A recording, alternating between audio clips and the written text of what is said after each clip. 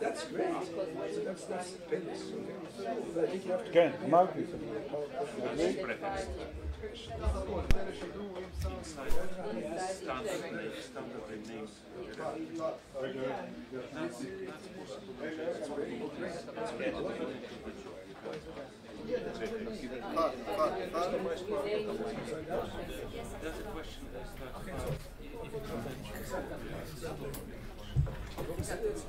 כן, כן, אני פה. 1, 2, 1, 2.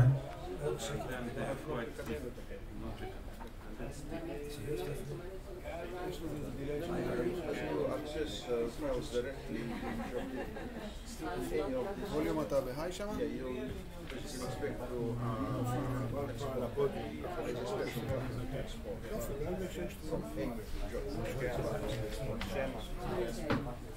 לא, עכשיו שקט. לא, אבל אני רוצה לראות ששומעים את זה. אני רוצה לראות שזה שומעים. זה עובד כמו שצריך.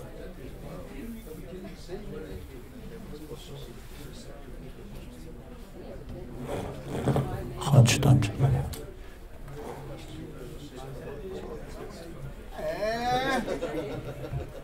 יוסי אתה. דבר רגע איציק. איציק, תן לנו. 1, 2, 3, 1, 2, 3, 1, 2, 3. זה הדיליי. אתה רק תגרום בעיות.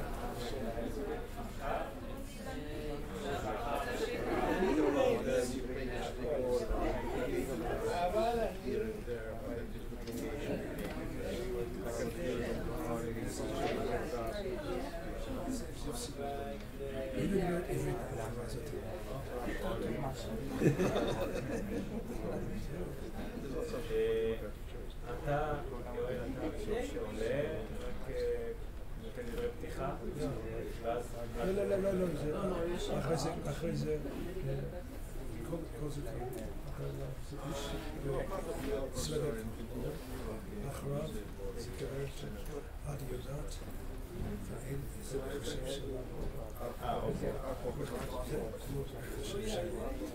עד 2 אני חושב שלישי your number you're after Otto, right? Yeah, sure. Yes? No, before I'm saying goes me, these two are shared. That's her machine. This man is my machine. This is hers. And she's after. And then she is number 5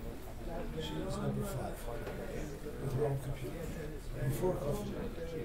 So 1, 2, my machine. Private computer, my computer, and her computer. So that's true. I need the internet. So you slow it.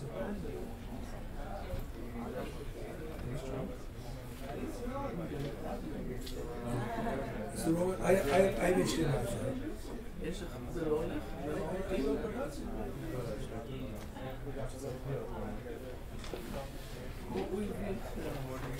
Use this HDMI to I think. See if this is right. First goes in here. That's not what I have. I have the one that you dislike.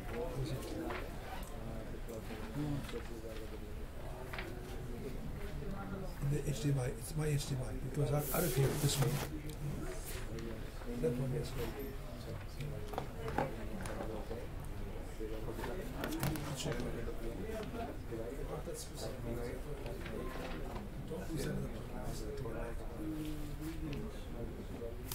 But you need it now. But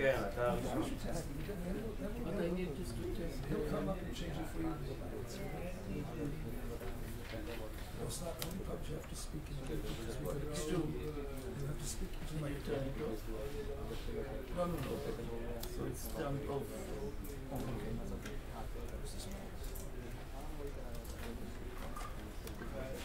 It's working already, it's not. It's on the screen.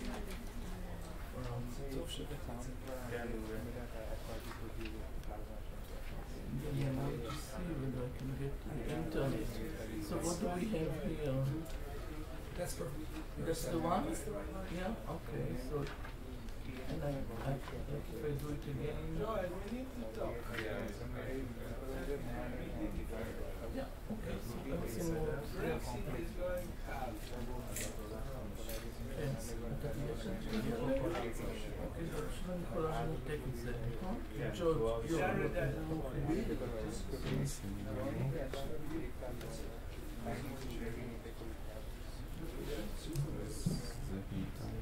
Okay.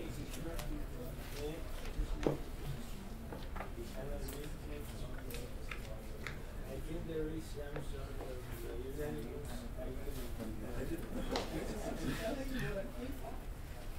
You would be fine. Yeah. Okay.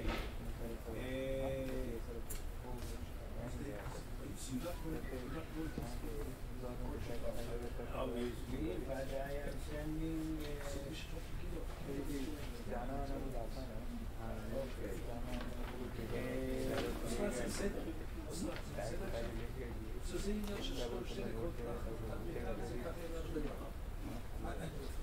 I'm sorry, that's this one.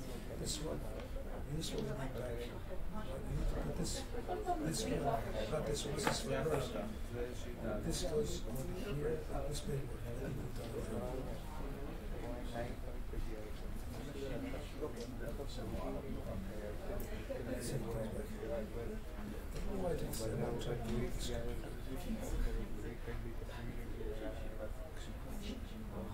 It's a bad sign.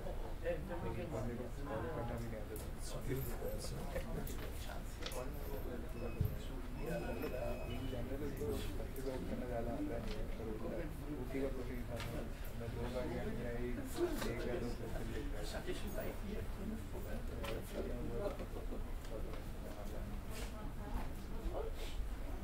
It's not even so. You ready? It's just sleeping. All the talks got lost. It's like, I'll get it back. I put them in a place over here.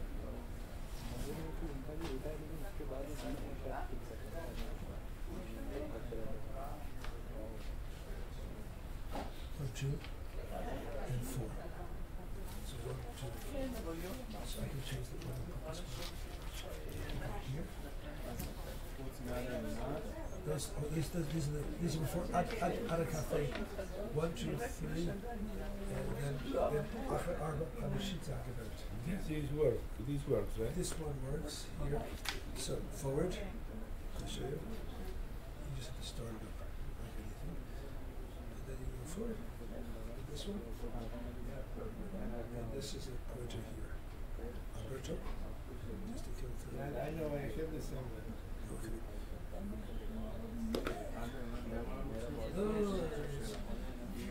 I'm sure she's going to the PC. Right.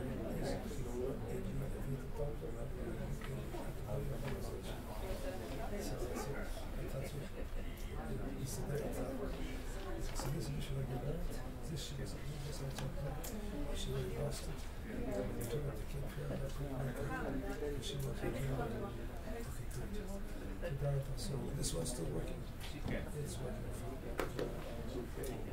So I am sending the cover ready.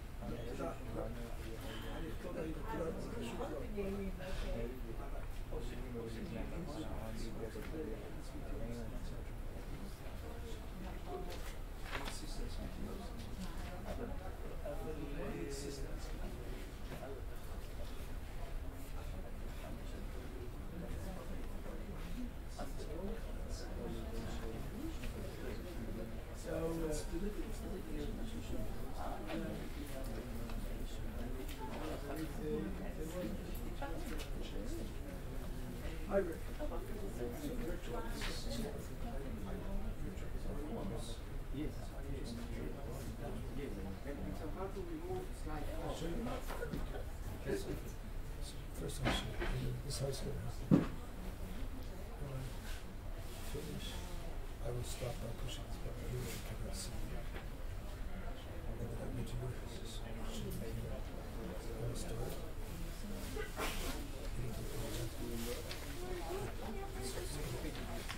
Forward, you push the right arm. Push the right arm. Yes. Right above this. The only thing is for this one, this one. So you have to see. Okay. It's not so good. Not I know. We'll do this best we can. This one has to be nice.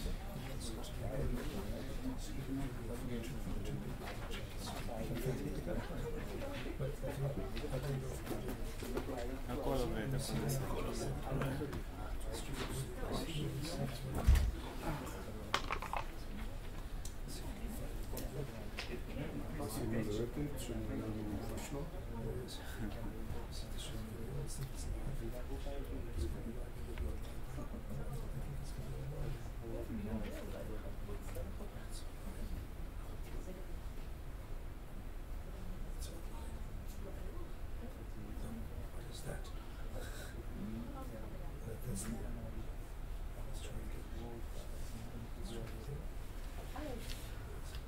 How is your life going? live. So we're online there now. לא הביאו לי, אני צילמתי אותה. We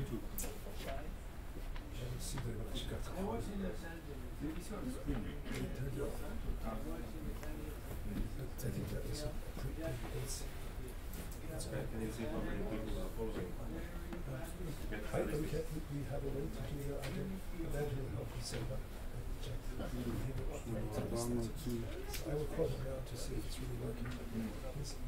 Sometimes that's amazing.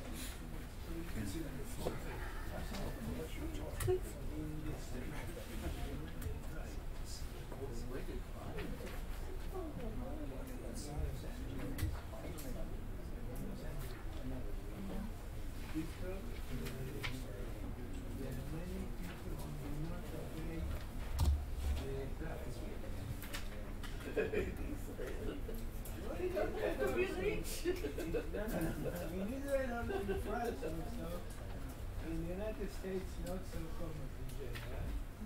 Except some big cities, but so I want to find very close information to the Maserati.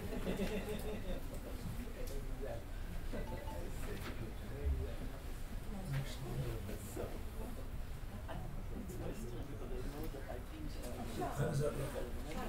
That's better. אפשר לראות את האותיות? קשה? אני זה בעצם, רק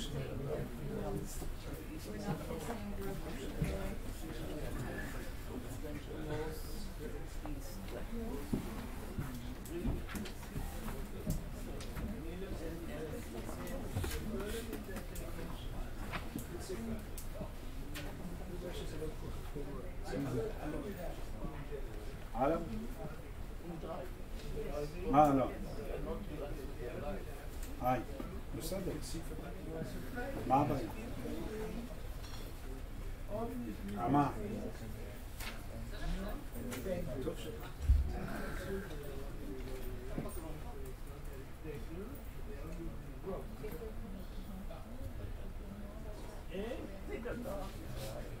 No, I think it's okay.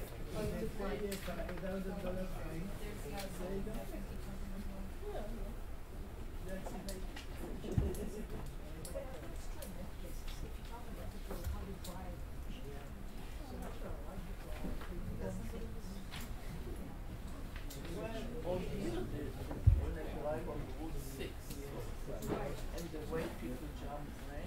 מה יש לך עכשיו? זה כזה אותיות קטנות וזה, אתה וולקאם, אתה לעשות?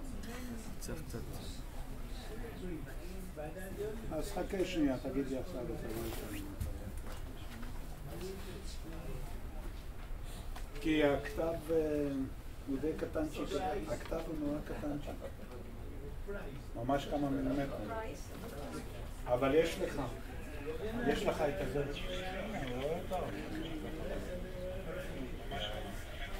הנה, הבחור לידי עכשיו נראה לי בפלאפון, אני איתו.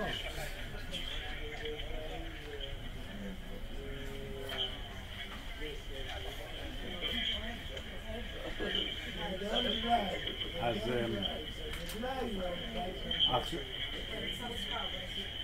רגע, תגיד לי, אבל אתה רואה למעלה יש לבן על שחור, רקע שחור ואותיות. נו, אז מה אתה רוצה? אין יפה, באת קולט טלפון, אני קורא מהטלפון. לא, הכתב הוא כזה קטן שכאילו... אין לזה עכשיו משמעות. יאללה, ביי. כן, כן, זה מה שאני אומר.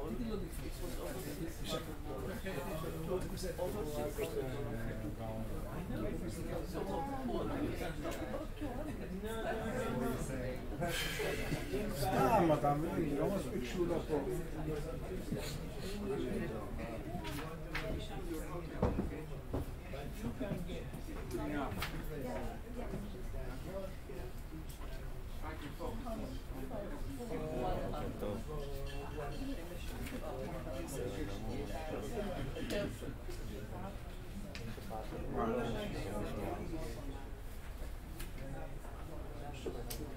יש לך? נו, חלק לא.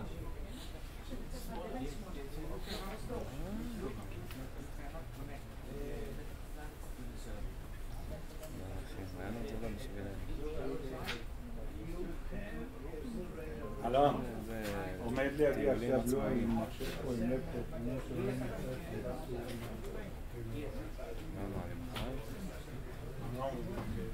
אולי תחליף את המחשב.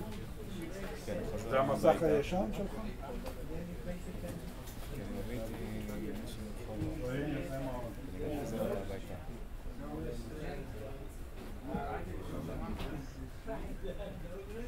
חוץ מזה שאתה יודע, אם עוד מאוחר בלילה, אז עד שנקום מחר זה יהיה מאוחר. תקום לערך ב-12.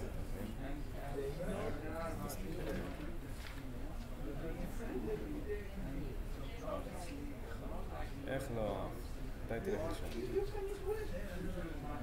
נראה לך. תלך בשביל הכנסת.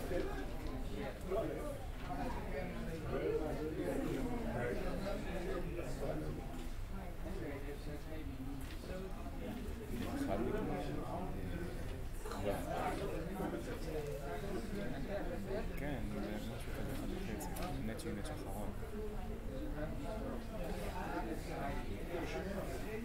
צריך להעביר באופן פחותך.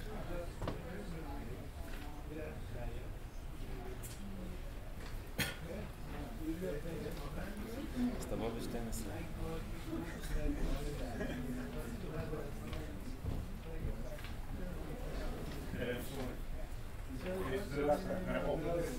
I hope.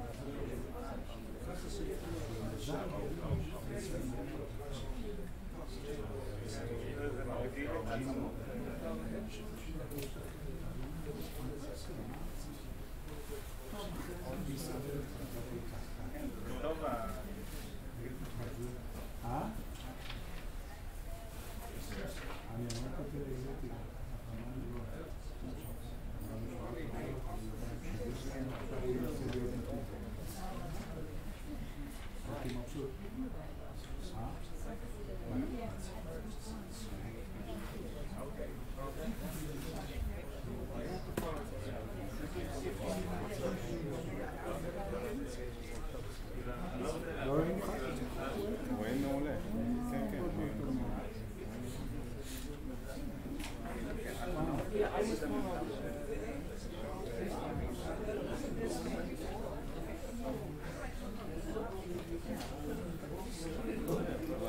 לא רואים את כל ה... לא רואים את כל המסך.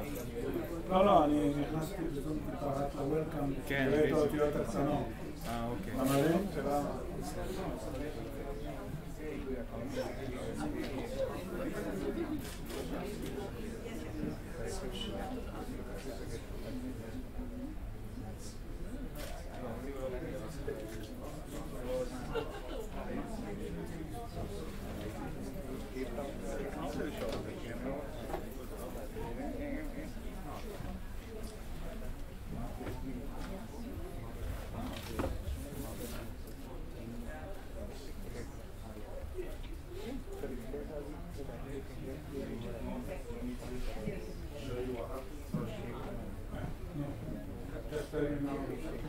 It's still the same. Still. No, it's very singular design.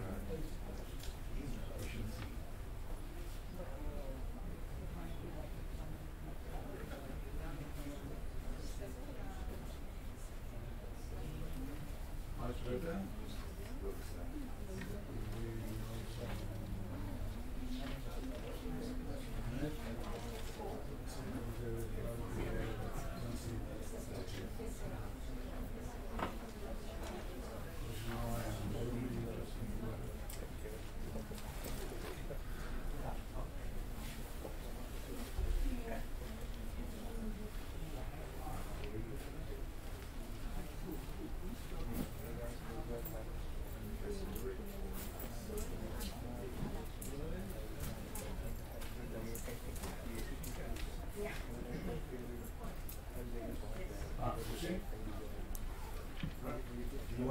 That's already money. I thought you wanted to go back. No.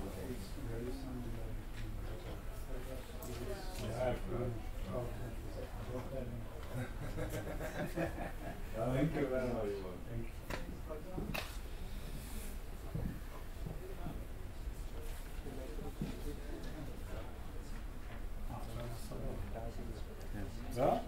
אני אסתכל אצלי. בסדר?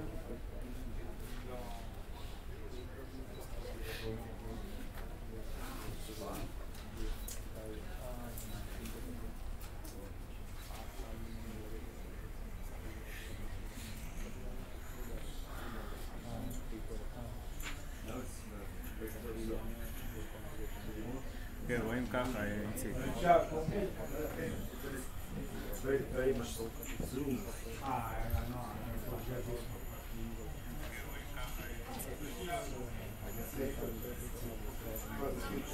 Thank you very much.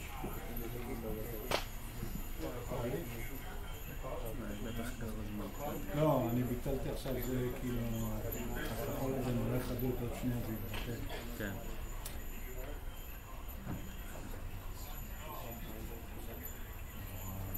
תראה איזה איפה קוראים את האותיות בפנים, בית המים. כן, כן, רואים בסדר גמור. רק שנייה עוד מעט גם הכחול הזה יעלה, זה לוקח 20 שניות, זה יהיה ענק.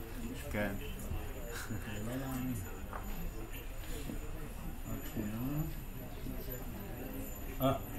עוד מעט, עוד מעט.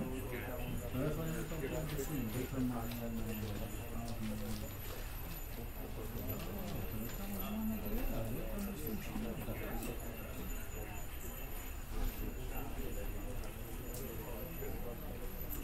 עכשיו צריך לעוף הכחול. הנה.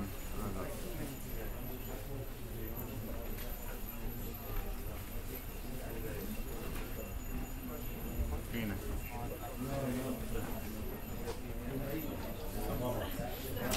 כאילו, אצלי אני רואה את זה פה. הנה, עכשיו. עדיין רואים את הכחול לבן. בסדר?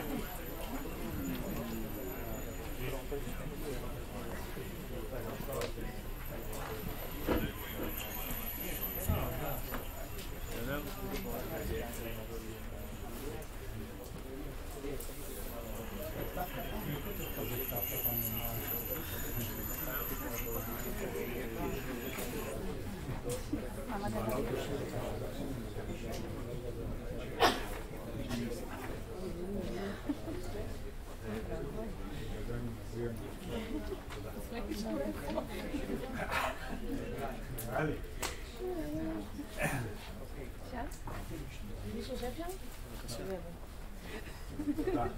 תודה לעשות, תודה לך, אבל את פדיחה.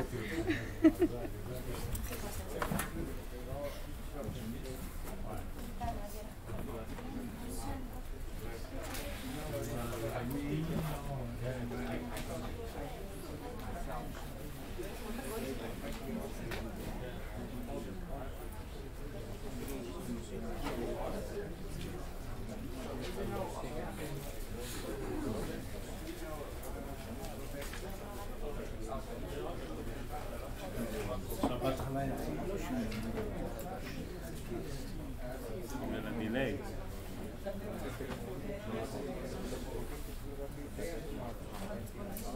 אתה יודע, מה הם משתוללים? מיום חמישי. היא לא בא לעזור לו. הכל הוא בטלפונים היה בקראת עצמנו. אתמול נפגשנו גם לא בא.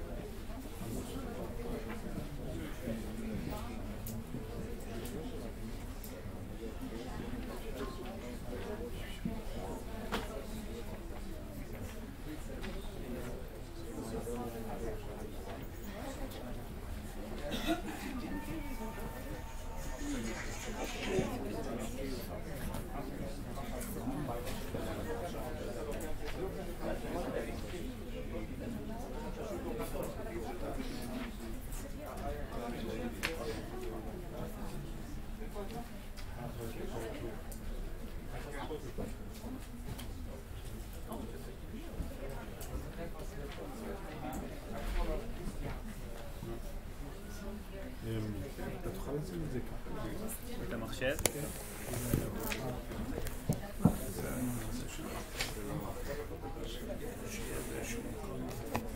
אחד זה לך שם שקשור לכיסא של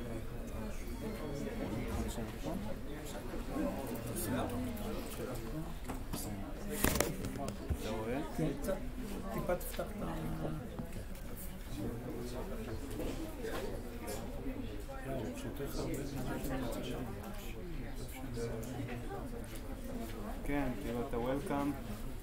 ואצלי יש פה רווח חוץ. כן, אתה רואה הכל?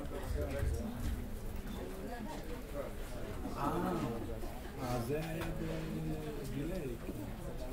מה היה בדיליי? המקרן. עכשיו שהוא נגע בו, כאילו... היה חשוך יותר. היה חשוב. כן, כן, כן, זה היה מצב שינה אצלו. סליחה, הכל שומע. אין שאלה קצת. איזה צעק? אתה מבין את זה? כן. זה היה חשוך זה היה אצלו. חשוב, אז כאילו... גם פה זה נראה ככה.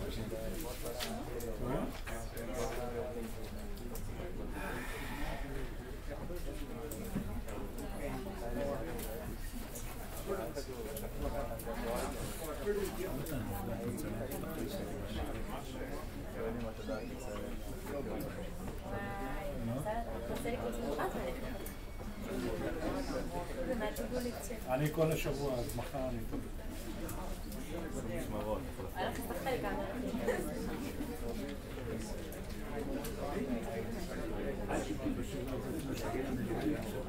מה זה? שבוע מילואים.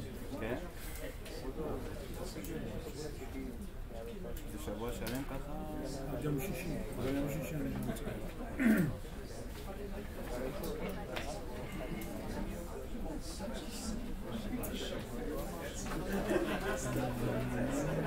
אתה שם לב שעכשיו?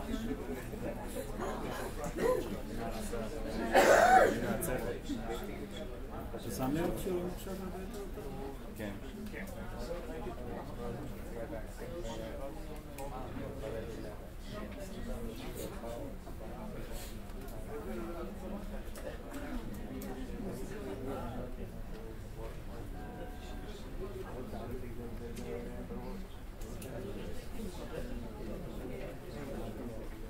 פעם ראשונה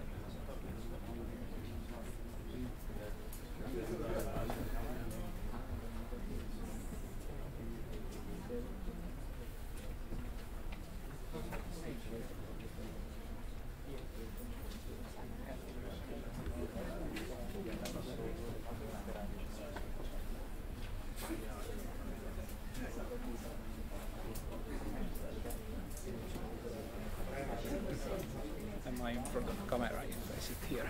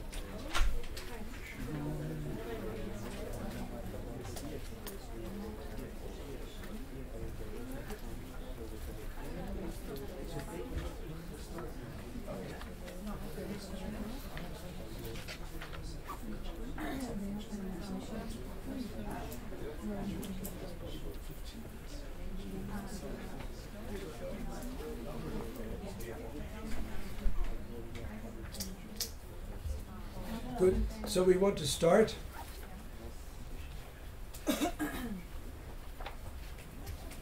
So we'd like to start now. Welcome everyone to this first workshop here on the Weizmann. It's an open SESAME Instruct-ERIC workshop on remote X-ray data collection at the European Synchrotrons. Everyone is in the right place? Okay, so the meeting is going to take place today, here, tonight. We are going to have a small dinner on the top of this Van de Graaff generator, which has been decommissioned, so it's okay. But it's a very nice view. and then we'll continue tomorrow for the maps that we distributed in the emails in the Lopati Conference Center, which is closer to the main gate of the Weizmann, the first building on the right as you enter the main gate. Okay? So the meeting will be, after today, very busy, because we're going to be collecting data at the two synchrotrons, the ESRF and DLS. Today will be more relaxed, welcoming you and giving you overall, Shalom Adela. I deliberately came late to disturb you. And I accept. So fine. So just, I wanted to just give you a 5-minute welcome and some perspective of what the meeting is about. This is a photograph, as far as I could find, of the very first single crystal X-ray diffraction image from a synchrotron. It was at the Stanford Synchrotron from Keith Hodgkin, Alex Lodauer, and others who took this picture. It was taken in 1976. One of the things which I think is important is that it was exposure for this image of 5 hours. You'll see the lengths of time of the images that we're going to be collecting on Tuesday and on Thursday are somewhat faster. Okay, and this was it spread quickly to other synchrotrons, including the one in Hamburg and so on. And now there are well over 60 synchrotrons around the world, and many of them have macromolecular crystallographic beamlines to collect data on. So this meeting has been really inspired by a project which maybe not everyone knows about. It's based on the CERN project in Geneva. This is CERN over here, the Large Collider. This was established in the late 1940s in Europe, in some sense to be a science for peace project, but of course it evolved into one of the biggest physics experiments in the world from this initial project, just to bring the European nations together, well before the European Union was established. So in the late 1990s, a number of scientists in the Middle East and throughout Europe thought that it would be worthwhile to establish a similar kind of project in the Middle East to bring the states together so that maybe there would be less wars in the neighborhood. And this evolved into a project under the auspices of UNESCO, which is sort of the umbrella over this. The member states who are full members now are listed over here. It's Cyprus, Egypt, the Islamic Republic of Iran, Israel, Jordan, Pakistan, the Palestinian Authority, and Turkey. And there's another 24 member states that are observers in the SESAME project. The project began in the late 1990s, around 1999, and last year in the first quarter, the beam came online, and there's now the first beamline for surface chemistry and material science. In early 2019, the MX beamline will come online at the SESAME project, which is in Amman, Jordan. So if you drive and you can quickly cross the frontier, it's maybe an hour and a half from here to drive to this synchrotron in Jordan. It will be a third generation synchrotron, 2.4 GeV. So the European Union has been supporting this project in an EU-funded project called Open Sesame. That's where the name of Open Sesame comes from, the title of the Congress. It's a project from 2017 to 2019. Alberto Porgiani is representative on the Open Sesame project. Maybe you can hold your hand up. And this is a project whereby European synchrotrons will aid the International Synchrotron in Jordan to really get established and exchange scientists going from there to European synchrotrons to get a taste of what it is to work at a synchrotron. In parallel, there's another large European infrastructure project called Instruct-ERIC. It's part of the S3 program, which is a research infrastructure project giving access to very high-end facilities of synchrotrons, electron microscopes, and NMR instruments, and protein production throughout Europe.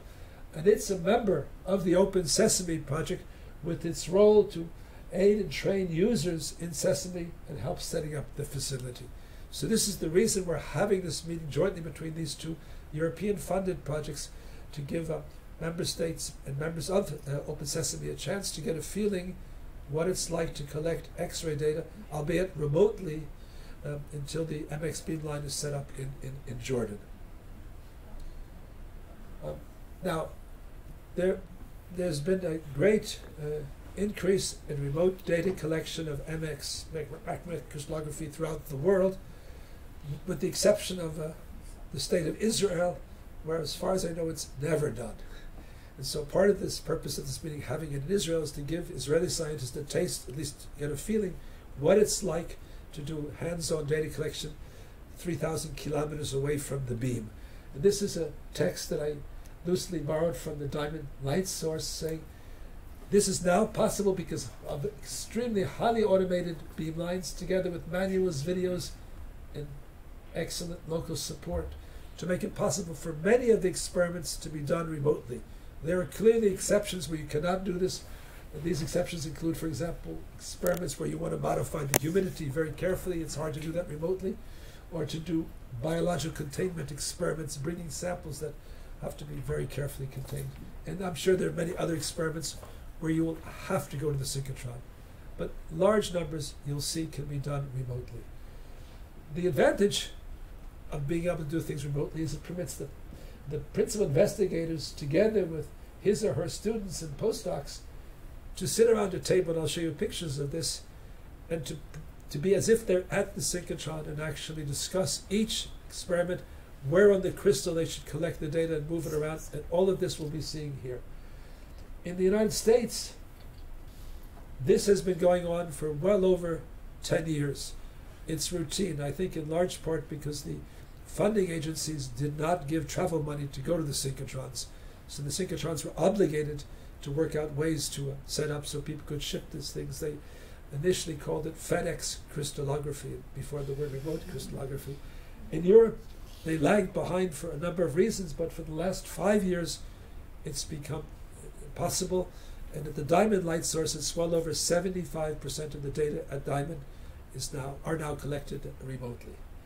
So one of the other advantages at the bottom line here is that in principle, because the data collection is so rapid, you'll see that most of the time in data collection when we start working on Tuesday and Thursday is spent putting the crystal into the beam. Once it's in the beam, you can often collect the data in less than a minute, the entire 1,500 frames of data. So in this way, if you did things remotely, in principle at the synchrotron, one could group several different experiments, maybe from different labs, with the wavelength tuned to a certain way, and it could be in principle more efficient for the synchrotron. So this is just a picture of a scene from last month, where Rick Veringer, who has been key to this project, he held such a meeting in Oulu, Finland. He came with Christian Khan here. This is Orly Dean sitting in the middle, where we were collecting data at Diamond, and we were looking at the crystal, moving it around, and then Rick stood up and he didn't like something, so he began to complain, and we could discuss it before collecting the data. And one of the nice things is often we found, as you moved around the crystal, initially we had no diffraction, and suddenly you get to one spot in the crystal, you can get 1.8 angstrom resolution. That's it. This is something which you can do by looking carefully. So the goal of this workshop, and then I will stop, is to learn how to optimally collect macromagnetic crystallographic data, not just remotely, but just in general, learning about all of the new methods that have been developed at the European synchrotrons. First question is, how do you prepare a crystal? How do you ship it so that there's a chance it may arrive safely at the synchrotron? How to do the hands-on data remotely? How to collect the data with the state-of-the-art tools and then have it all shipped back to your lab so you can also work on it again in your lab. And then for examples where it will be straightforward, even SAD and MAD, as well as molecular placement, we'll show you some tools that are being developed to either process and solve the structure immediately after you collect it, or asynchronously if it's more difficult.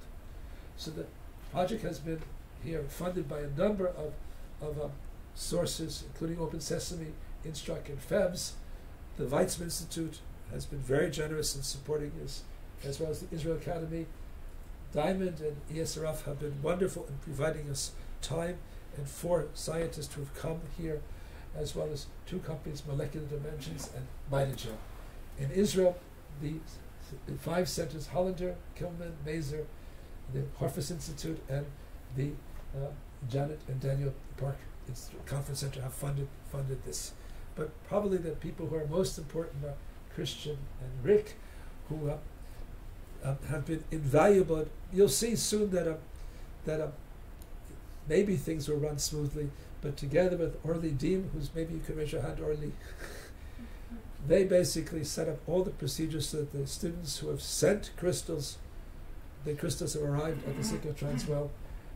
Kirill is our IT specialist who set up all of the programs now in a cloud computer on campus, so that when we work tomorrow on the computers, we'll all be using one cloud computer with a very powerful CPU to do this. And Arita is our conference coordinator, whom you will see and you've all probably met. So, but I want to thank in particular all of the participants who've come from all over the world, and the speakers and the tutors who are really going to make this, I think, a successful meeting. So at this point, I will stop and turn over to Rick Veringer, who's co-chairing the meeting, to give you some details.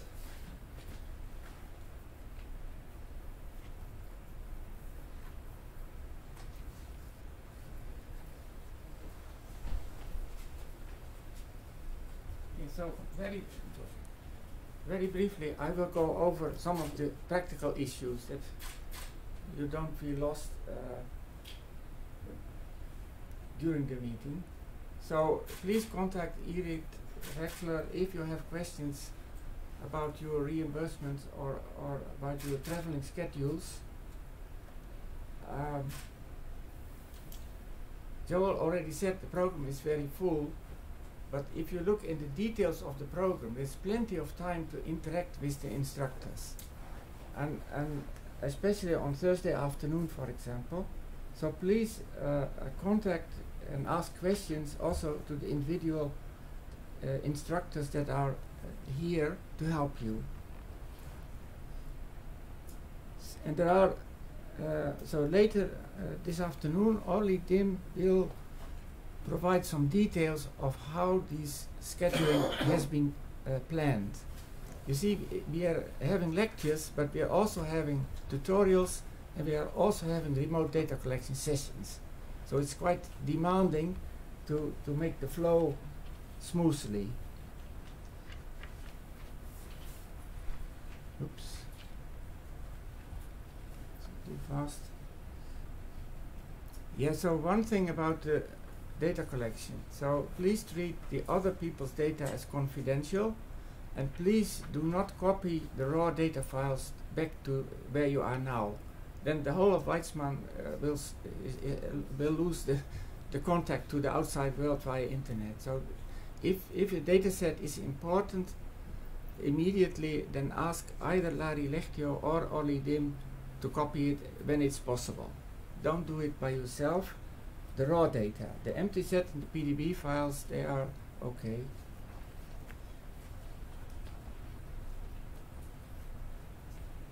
So now we are here, we move to the conference hall for the rest of the meeting starting on Tuesday. And we have 2 rooms. One room is mainly for the remote data collection, and the other room is for the lectures and for the computer sessions. And the poster session will be close to those 2 rooms. The posters can be set up tomorrow. So there are 2 tutorials, one on dials and one on structure analysis. Dials is done by Nick Devenish, and there will be some test data sets, and the structure analysis will be done by Robbie Joosten. And Katja, who is also from Oulu, she will also help you with the questions you might have. So the 2 data collections are happening on Tuesday and on Thursday, and it's planned so that apart from lectures to introduce the synchrotron operations, there will also be a 2-hour session where the instructors will demonstrate what you can do using also test crystals, just as an example. And after that, individual students will be able to collect remotely according to a schedule that Orly will introduce. So we have scheduled both data collection sessions to give everyone the opportunity to collect data. And then the last session, so we will provide certificates if you have attended the lectures and everything. And there will also be poster and presentation prizes. This is just small things to make it somewhat more interactively. And these selections will be done by Alberto Osnaert and Larry Lectio. That's all I wanted to say. So at the end of today, we have the dinner at this building. So we have to walk from here to there. That starts around 6:30. Okay, that's all I wanted to say. So are there any questions so far? All right, so we are really honored now to have Professor Ada Yonat. Ada is the recipient of the 2009 Nobel Prize in Chemistry for her pioneering work on ribosomes. She did this work before anyone even thought it was possible to even purify ribosomes, and she began to try to crystallize this, and it led to the structure. And Ada's old friend, and it's a pleasure to have you come and speak. Yeshlach Mechashem Elok. I'm trying to turn off the computer if I can. I can read it. I can study the map. This is just a story, but only if you can speak here, because it's going to be streamed all over the world. This I don't agree. Just be careful with the computer when this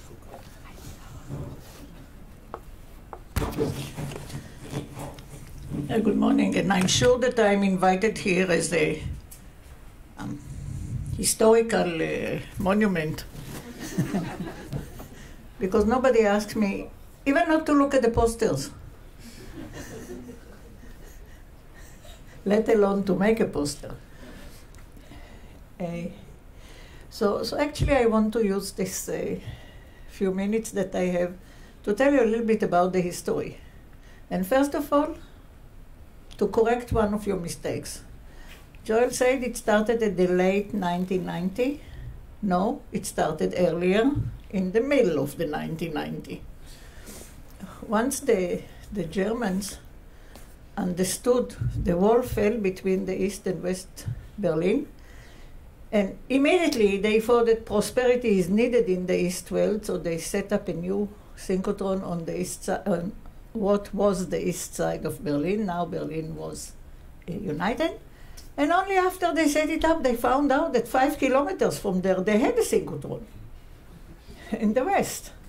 So they had to get rid of it because all the scientists, synchrotron experts and other people wanted to work on the new one, of course. Actually, the old one was a good synchrotron as far as they told me. We didn't make any experiment there, the Israelis. The Israelis went all over the world for all types of synchrotrons at that time. It was the middle of the 90s. But never to the one in West Berlin because it didn't give high enough resolution for our studies, for protein structures mainly, but also for surface and small molecules. So there was a synchrotron there. I think, as far as I remember, there was one Israeli guest there that came for a whole month to write a book. He found out that the guest house there was nice, so he came there. Yoshua Yortner, his name. But otherwise, it was not used, this synchrotron.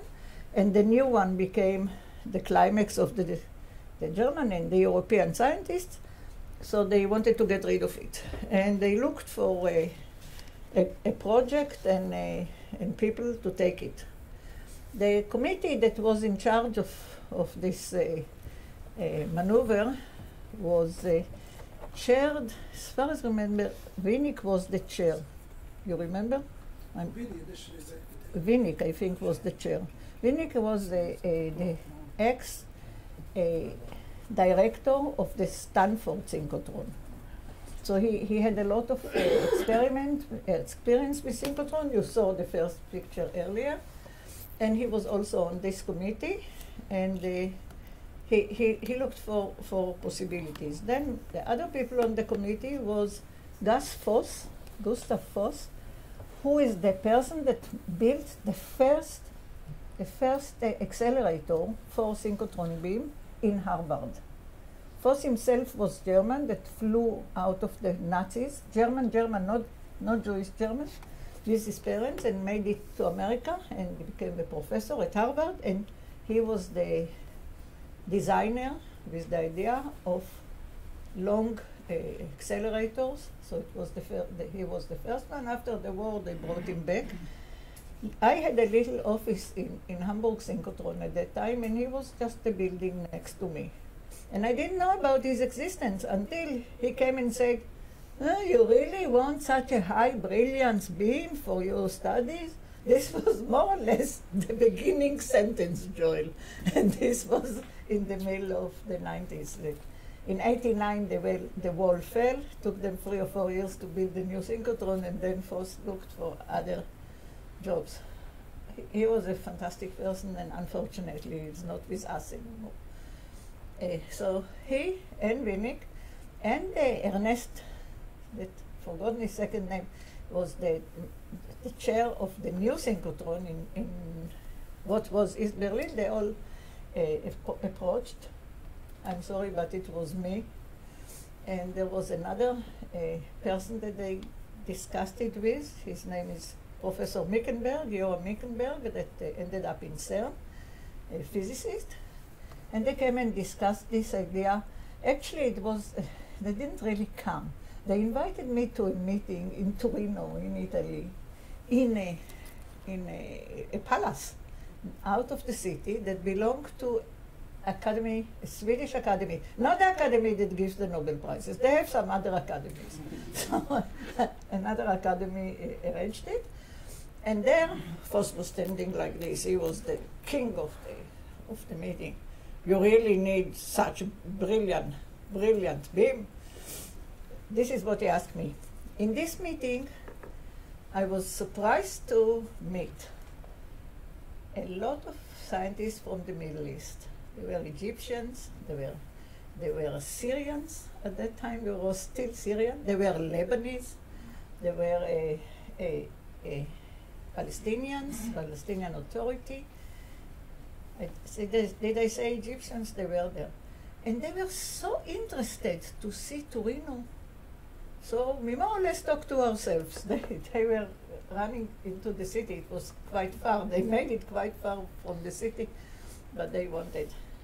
And anyway, I gave my lecture, and afterwards they asked me, how do I see hydrogen bonds? So it was clear that we talk on different ideas, but after this meeting, the committee, Winnick and Voss and Ernst were sitting, and they decided it's a good reason, there is a good reason to contribute the synchrotron to the Middle East. So they wrote to the Israeli Academy and to the president of the Weizmann Institute and offered it. So the president of the Weizmann Institute at that time, Chaim Harari, a physicist that used a lot of synchrotrons for his studies, he answered one sentence: I don't take any used presents. This was a used synchrotron, he doesn't take it. So I think they got the message, and they decided not to put it at the Weizmann, but in the Middle East. But anyway, we had to get I really liked the idea very much, especially that it will be what afterwards was called the synchrotron for peace and the regional synchrotron. So I liked it, and I thought that it will be good that they come and tell their opinions here and maybe convince those that are skeptical about it, and there were many of them. So there was a meeting of the Israeli Crystallography Society, there is every year, and I asked for an hour and a half lectures, and I got it. I can't recall who was the chair at that time, but they gave me an hour and a half.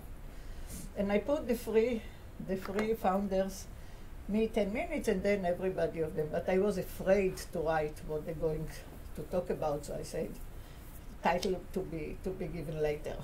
So there was a Stanford physicist, can't recall what he was, but Stanford faculty, and then there was a Hamburg faculty, so they thought it's all normal crystallography. And I remember some of them looked at me afterwards and said, we were not here for peace, a peace motion. But anyway, it was approved by the Israeli Crystallography Society and then by the Israeli Academy on the condition that we will not be the first one to sign. That Israel will not be the first one to sign because we didn't want to dominate it. We thought that it's coming to the region and the region should use it the way the region wants. So after, I think Iran was the first to sign, and after everybody else, 7 countries signed, Israel also signed. I even have the picture, signature, and there was a problem of a budget. Joel announced UNESCO to give an umbrella. This was umbrella full of holes.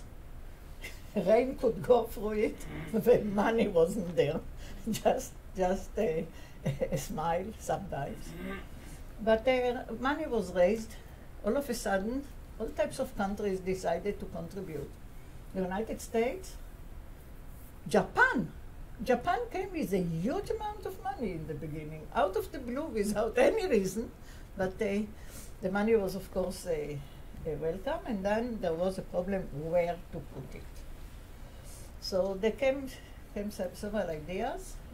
One was near Alexandria in Egypt, one in Turkey. I can't recall. I think every country came with an idea. And since I was a old-timer synchrotron user, maybe one of the first in the world, they asked my opinion and they said, whatever you decide is okay as long as it doesn't need a flight. Because flights are always complicated. They want to screen the crystals in the X-ray and all types of things, and it's complicated not only from a scientific point of view, but also it costs money and time in the airport and security and you know what it means. So I said, my condition is that we don't have to fly. If we have to fly, what's the big deal if we fly to Egypt or we fly to Finland, for instance? That's once you go on an airplane, you're there. So it had to be a driving distance, and Arafat, you know, he was still alive at that time. Arafat had suggested Nablus, because in Nablus they had a class, they had a college, and they had a class of mathematics that they studied computing. At that time, people studied computing, and he showed a picture of maybe 25 students, most of them women with their cuffs and so on, sitting near computers. It was, for me, it was really very exciting. So he said he wants this, but there was no room there. So he found somebody that was ready to give his land for free for a synchrotron. It was down the hill, up the hill, I don't remember exactly, but the geography was no good. And then came all types of ideas, and there was a meeting in Israel at not this building, but another lecture hall, and they all came to tell their opinions where it should be. So Arafat himself was at that time flying in an airplane around Europe, announcing that he is going to start the Palestinian state. So he was busy, but he sent a person that said that he is a minister of science, and he was really good. He was maybe 20, 25 years in the States, married to an American woman, so there was somebody that I could speak to. And they came, since the meeting was at the Weizmann, they came to my office to ask a question, and immediately they took my room. The two Palestinians next to my desk, the other, I can't recall Syrians or Moroccans who was there. The other side, yeah, Morocco, I forgot to say Morocco was also an observer. And I couldn't even have coffee. I couldn't get, they asked me for some document, I couldn't get to my papers. At that time it was papers, not computers. So I had to go get to a drawer. Anyway, I called it the day my office was conquered by by the neighbors. But while they were sitting there, why did I tell you about Arafat being in an aeroplane? It's not important. If not, they called him in the aeroplane to ask if he is ready to give a commitment for another position in the Palestinian territory, not only Nablus. From my office. So I think I'm still excited about it because it was all for me like a story that didn't happen, like something I'm dreaming about. But anyway, there was a professor in Aram Naharaim, I think the name of the, Yarmouk. Yarmouk is the name of the university in Jordan, which is near what is mentioned in our old books, Aram Naharaim, near the position where the Yarmouk river reaches the Jordan River. And they had actually a good university, and they had their physics department. And one of the professors in the physics department had an ongoing European community grant with a British counterpart in England. He himself was educated in Britain and came back there, and he was the nephew of the uncle of the person that at the end became the king of Jordan, Abdallah, who is now, but at that time Hussein was the king. We called him Husi. So he was from Husi's family, and in the beginning it was assumed that he will become the next king, so he was very important. So this professor, this physics professor that was a student with his son, or I can't recall exactly, said, I will talk to him and he will give the best piece of land. And this really happened. Although he didn't become the king, another king, but the piece of land was given. And the properties were really, or at least on the paper, very good for us. And this is where Sesame is now. It's a little bit uphill, so it's not as hot as down. It's not really in the desert, so it can be one of the needs of synchrotrons is cold water, so it would be cold water, not extremely expensive in energy. It's driving distance. Joel just said, if you pass the border, what do you say, quickly? Did you see somebody like this? But anyway, if you pass the border, it's about an hour and a half drive within Jordan, and from Israel, from anywhere, is not more than 2 or 3, maybe from Eilat, 4 hours. So it can be accessible. We thought about taking all the students and have courses there, how to use computers. The story took much longer than expected, and therefore some of our great ideas of educating the next generation of synchrotron users did not really happen. But the first committees and the first teams that made it being built and worked were, I think the first were Iranians, and then some from the Emirates. And at the end it works. For me it's still a miracle. Although we are now talking about remote, I hope that at one point we can really go and measure there. Maybe not in my life. And actually ribosomes that Joel talked about, that everybody said cannot be, the structure cannot be determined. Now it doesn't need synchrotron, Joel. Now we can, because they are so large, we can do it by cryo-electron microscopy. So I'm really here as a piece of history, and thank you very much for listening to my story.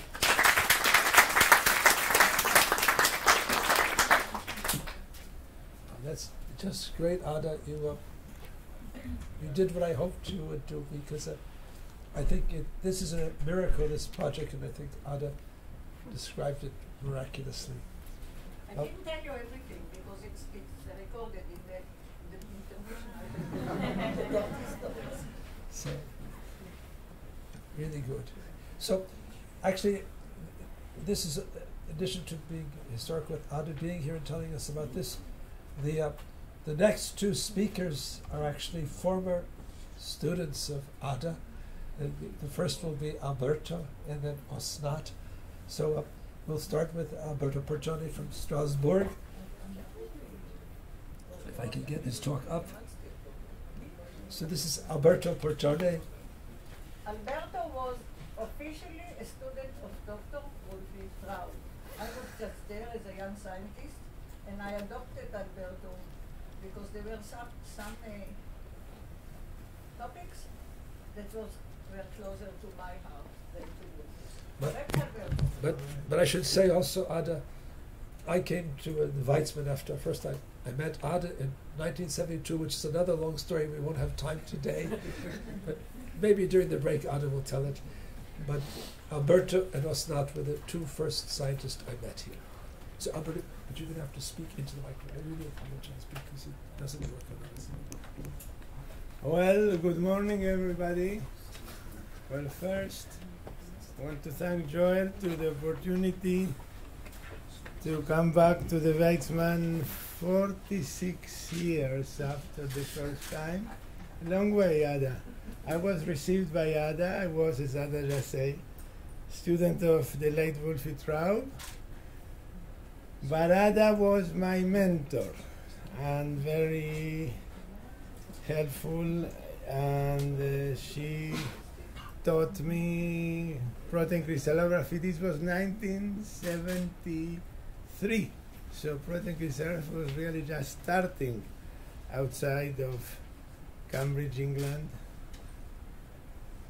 And it has been a long way, and I followed a number of things of the Weizmann, including obviously Ada's fantastic story with the ribosome. But today, since we are talking about data collection, I decided to give you a story that took 20 years of my life and is still the highest resolution data of a medium-sized protein, which is the story of aldose reductase. And to concentrate on ultra-high resolution data collection, this was long time ago. It was very far from remote, as you will see, but I broke ground in a number of ways. So first, what is human aldose reductase? It's a redox enzyme involved in diabetes complications.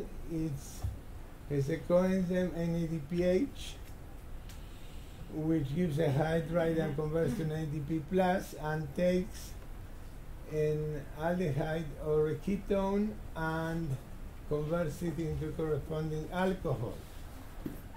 It involves a hydride donation from the NADPH, as I say, and a proton donation from the enzyme. The hydride donation will attack this carbon, create a reactive enolate, which is this without the hydrogen, and then the enzyme will donate a proton. And there was a big story concerning the determination of which residue donates the proton. The 3D structure was solved, first one from pig, published in Nature in 1992. It has a tin barrel, which means 8 beta sheets surrounded by 8 helices. The coenzyme lies on top of the tin barrel and on the bottom of a deep cleft surrounded by these loops. The hydride donation is the C4 of the nicotinamide and indicates the active site. So we went solve the structure, and this is an important pharmaceutical target. So the important pharmaceutical target means we had industry interested, so we got industry. They said pig is not good, we need human. Then we cloned human, and we got these crystals. They look ugly, but they are not ugly inside, but they are very difficult to handle. Even I have a fantastic collaborator in France, André Michler, specialized in cutting crystals, but it was, you had to cut by hand a single crystal out of this superposition. It's like the pages in a book. They are obtained by spontaneous nucleation. They diffract to 1.3 angstroms. They crystallize rather well in P2-1 and not too big a cell. And we started working with them. And then, since we had a lot of problems, there was an Argentinian postdoc, Eduardo Howard, who said there must be a better way to get better crystals. So he sat and optimized many, many variables in crystallization. Hanging or sitting drops, volume, seeding, temperature, different concentration, precipitant. And it got just right. And I'm going to show you here. I guess you must be familiar with the phase diagram. People know here what's a phase diagram. So here you have actually the concentration in the drop containing the crystal of the different components. Obviously concentration of protein and of the PEG, which is the precipitated reagent, go down. The concentration of water and the final volume go down. Now we plot here on the phase diagram, which is a plot of the protein concentration of the precipitating agent. When we start, we are in the solubility range where no precipitate, no crystals. As the gas dialysis goes on, the concentration of protein and PEG go up, and at one moment you cross the solubility line and you enter into the crystal growth zone. In this zone, crystals will grow, but they will not spontaneously nucleate. So if you continue, if you put a crystal here, then it will grow. And then if you continue, you eventually arrive into the spontaneous nucleation. You don't want the spontaneous nucleation zone, because if you have the spontaneous nucleation zone, you have too many crystals. The idea is to get just one crystal that grows big and uses all the protein you have available. So how do you manage to know where to seed? And actually you can play with the temperature. If you play with the temperature, you move the solubility line, and eventually you can seed exactly at the point where just one crystal will grow. Here are some examples of microseeding at 4C. Seeding solution 110, too many crystals. Seeding solution 100, less crystal but still too many. And now we move to 24C. When we move to 24C, seeding solution 110, less crystals but yet too many, but seeding solution 100, one crystal. Very well formed. Obviously, we did not know the phase diagram. Actually, there are no special machines using computers that will try to determine the phase diagram. This was all done trial and error by Eduardo Joa. So we had this crystal. These were talking 1999. These crystals, we put it in our machine, which was a decent machine by the time, lab machine, which had diffraction limit about 2.3 angstrom, Rigaku, and it diffracted very strongly to the end of the detector. Then I went to my friend Gerard Klebe in Marburg, which had a new Rigaku, which had 1.4 angstroms. It diffracted to the border. Then we got some time in SRF. We just had new beamlines. We squeezed our crystal. The fraction limit was 0.9 at that moment in the famous quadriga, that now it's recycled. Sasha knows. It diffracted strongly to 0.9 angstroms. Then I realized that I was into something very unusual. So I called a person, the late Paul Ziegler, which Ada knew very well, which I met him when I was in the Weizmann. Explained the situation, and he said, you just come in the right time. We just are opening a new beamline at the Argonne National Labs, APS, and we have a big detector by the time, a CCD detector. This was 1999, and the person is Andrei Joachimiak. So I called Andrei, and he said, bring the crystals as soon as possible. Ada explained to me how to ship them. Big deal at that time, how to ship. Big deal. I could tell you many stories. And this is the hatch at that time, ID19 at Argonne National Labs. The crystal is here, in the middle of the small one. The beam is coming from here, and the detector is here. So we took a picture, and it diffracted to 0.62 angstroms, and that is still the highest diffraction, is 36,000 Daltons. We ended by taking two crystals, 11 data collections. This was measured in days, not in seconds, the time of data collection.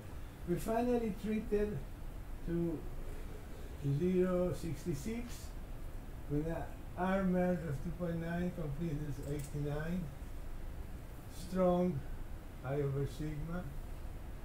And I am going to show you what it means, this sort of resolution. This crystal had an inhibitor.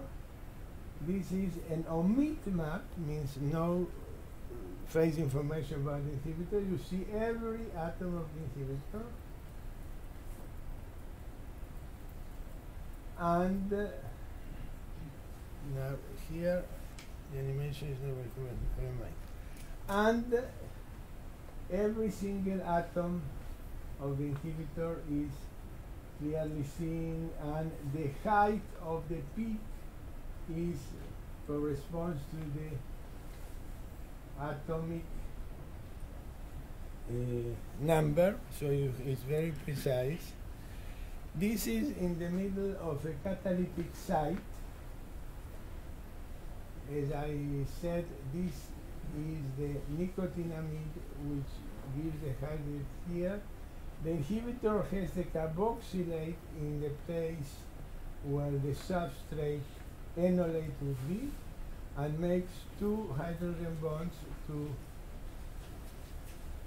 a tyrosine and histidine, and behind there is a lysine and aspartic. And all this is very crowded, a network of hydrogen bonds isolated from the solvent. So when I looked at this, the question was which residue gives the proton? So I went to a chemist. I'm originally a physicist, And the chemist looked at me and said, don't ask stupid questions. Okay? pK alpha of histidine is 6.5. You all know what's a pK alpha, right? I don't need to explain. pK alpha of tyrosine is 8.5. Enzymatic optimum in pH is 6.5. So it's a histidine dummy. More or less that's the answer I got. Okay. I was a physicist and not a chemist, so I said, well, this must be right. And I'm coming back a little bit to show you what we see at 0.66. It was what I was missing before. Here I put the contours high, so the carbons exactly are around the size of the map. The nitrogens are slightly bigger. The oxygens are slightly bigger. Oh, the oxygens are slightly bigger. And then the fluor are slightly bigger, the sulfur are bigger, and the bromine is bigger. So you precisely can identify the atoms exactly at the right story. So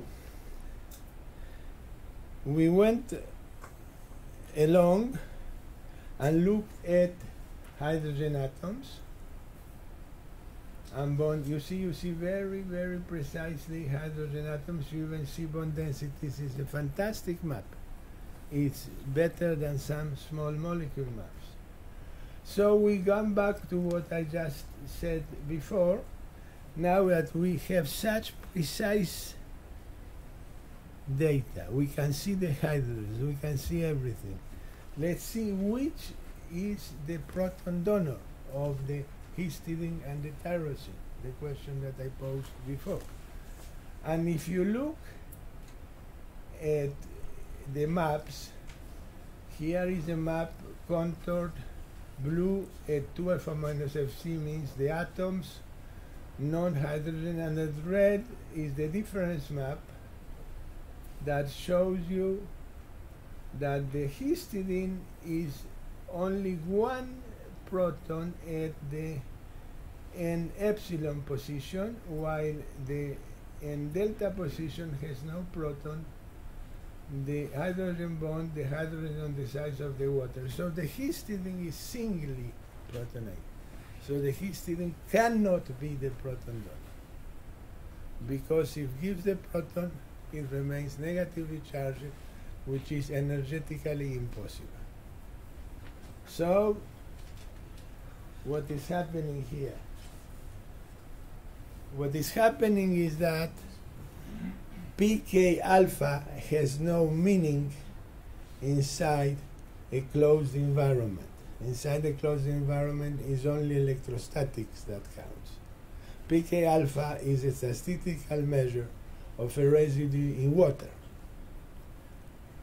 The pH at which something will give a proton will change a lot according to electrostatic surrounding if you are not in aqueous environment. Just to make sure we see everything, I put lower contours and you see every hydrogen, every sigma bond with exquisite detail. So, and I think I am in time. Ultra high resolution crystallography is a very powerful tool to identify the protonation states of a protein. In this case, definitely the donor was the tyrosine. It took me another 10 years to understand how was that possible, the use of neutron crystallography, the use of quantum modeling, but finally in 2008, this is 1999, and published in 2004. In 2008, I proved that it was the tyrosine. And it provides also very accurate description of ligand-protein interaction, and therefore is very useful for drug design. Still, it's very difficult. Ultra high say structures better than 1 angstroms make only 1% of the PDB. So you cannot really shoot for ultra high as your goal. But if you get better than 1.5, you get accurate bond lengths, which also will enable to give you the protonation states. And thank you very much for your attention. Thank you, Albert. Stay. Are there questions?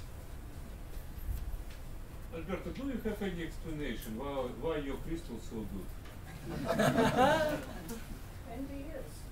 I do. Okay, maybe 30 already. Maybe 30 already. I have 2 explanations. Alberto, right. I have 2 explanations. One explanation is that Eduardo Howard is a fantastic crystallizer, but okay, that doesn't really explain anything. The reason is the packing.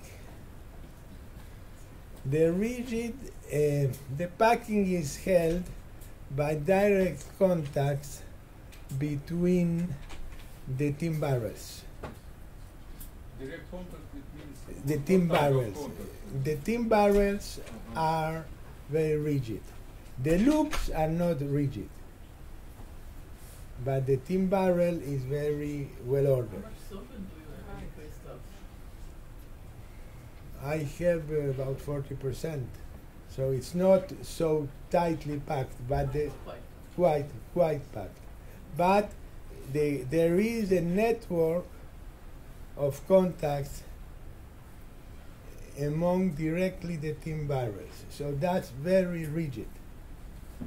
And the loops are essentially facing the solvent, so the fact that they are more floppy does not alter the order.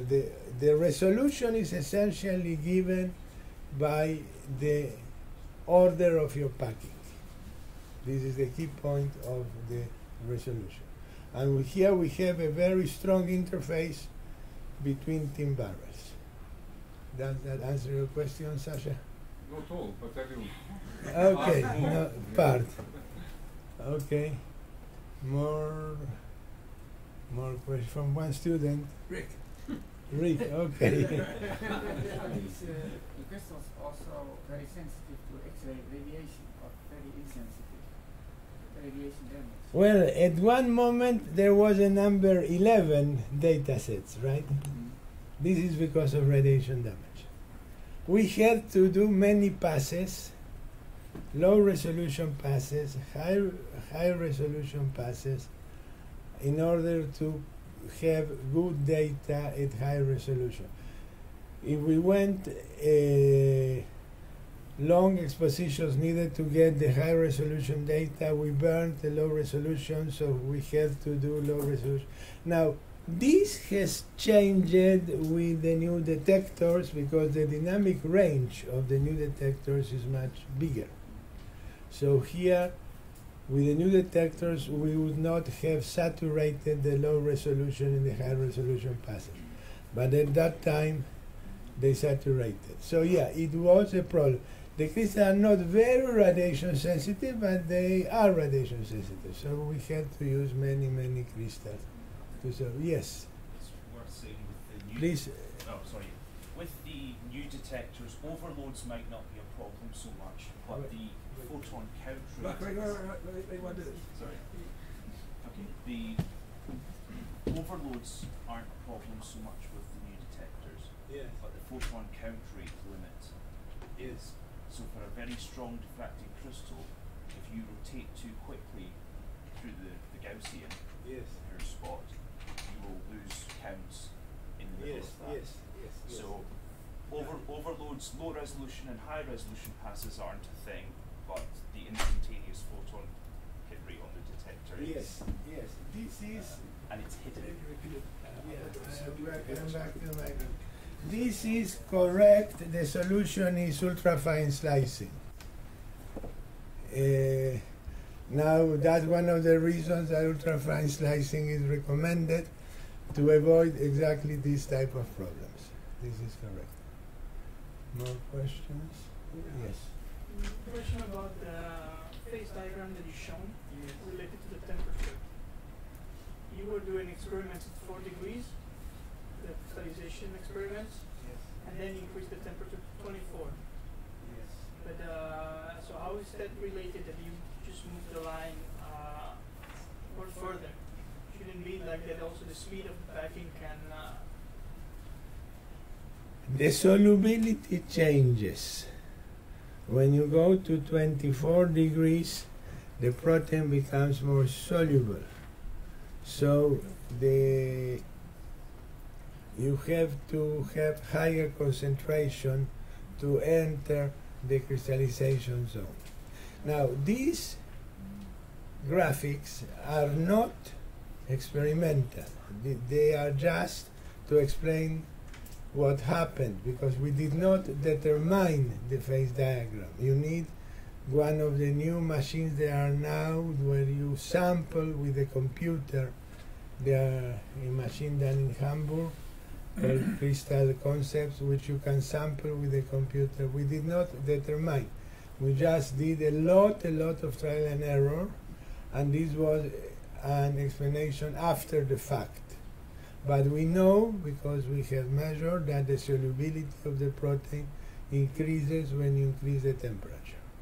But increasing the temperature will affect also the vapor diffusion? Yes, but that is, given the times of the crystallization, that's not, does not have a very big effect, given the fact that the crystallization is done over weeks, so it's not. It will affect the rate of diffusion, will affect slightly the time where crystals appear, but this is seeding. So we already have seeds, so we plant the seeds, so this is not. But this was months of trial and error.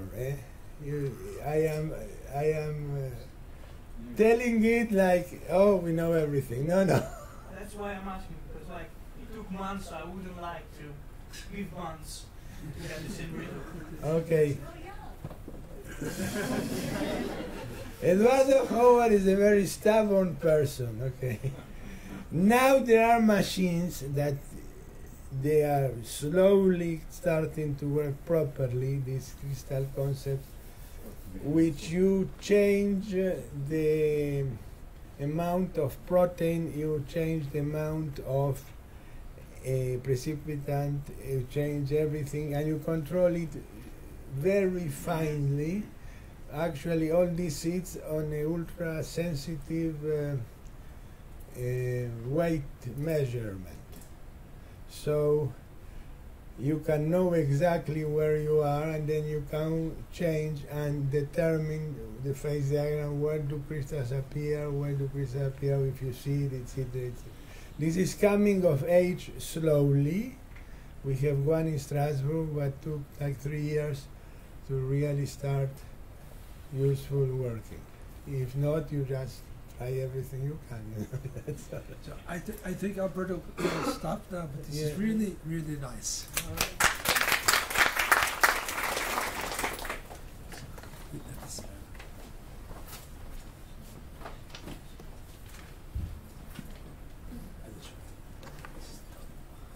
So we're changing computer because this will be the first talk by Professor Osnat Hertzberg from the University of Maryland, directly related to remote data collection. We invited Osnat because, as I said, in the States, remote data collection is the norm, not the exception. And she has a great deal of experience at the APS in Argonne, where Alberto showed some of the hutches before you were born. So I think it will be nice to hear a first-hand experience from Osnat, what it's like to collect. In addition to giving the PowerPoint, she's going to stop in the middle and actually go to Argonne virtually. Okay? Yeah. So we'll give her a second to get set up. It's okay.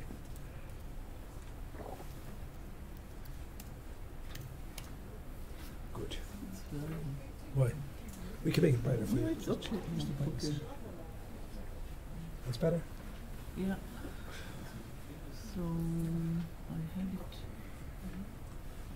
Where is my talk?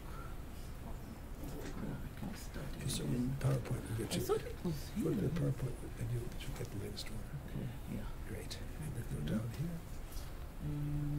Let me start from the beginning.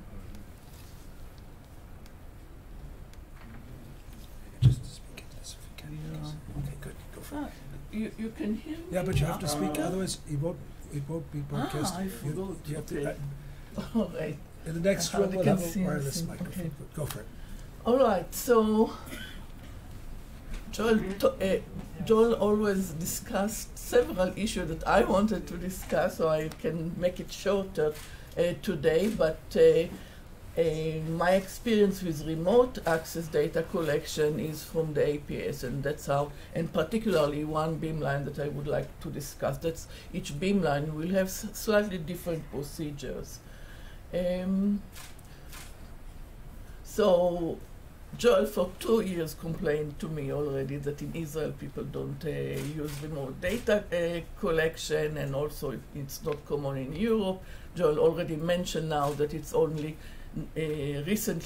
relatively recently changing. I discussed it with Janet Smith, who is the scientific director of the NIH beamline. It's called GMCIA because it's funded by NIGM as the General Medicine and the Cancer Institute. And she said that this is correct. There is a gap between the use in Europe and the use in United States. And just recently they had their annual report, and last year they had 80% of the groups that used remote access data collection. And the economical reason for this that she attributed it to is indeed the funding strategy that the European took, that where the Synchrotrons have their own funding, and once you get data collection time at Europe, they also support each group for their travel and their daily expenses, and there is very little incentive for group leaders to try to collect data remotely, and whereas in the United States it's the group leader that carries all the load of the cost, and that comes from grants, and in the situation of really low grant support, there is very strong incentive to adopt this remote access data collection. Now, also, until recently, in all of the beamlines, I think, there often used to be only partial remote access, and that was because the dewars that could carry packs with frozen crystals only contain 6 packs, could only contain 6 packs. This is quite a lot of crystals, 112 crystals, but still some group needed more than that because the data collection goes very fast, and people sometimes send a lot of crystals that are not well characterized just because they can't do that. But as of June, the NIH beamline will finish converting into 18 packs dewars, and then there won't be any incentive to send a person, or there won't be a need to send a person that will change pack in the middle of the night, because there is no staff support at night at those beamlines. So I just listed all from the APS, that stands for argon photon source, the beamlines that are allowing a remote access. Not all the beamlines, but there are quite a few of them. Mostly each of them would be actually 2 beamlines, except for the pharmaceutical company beamline.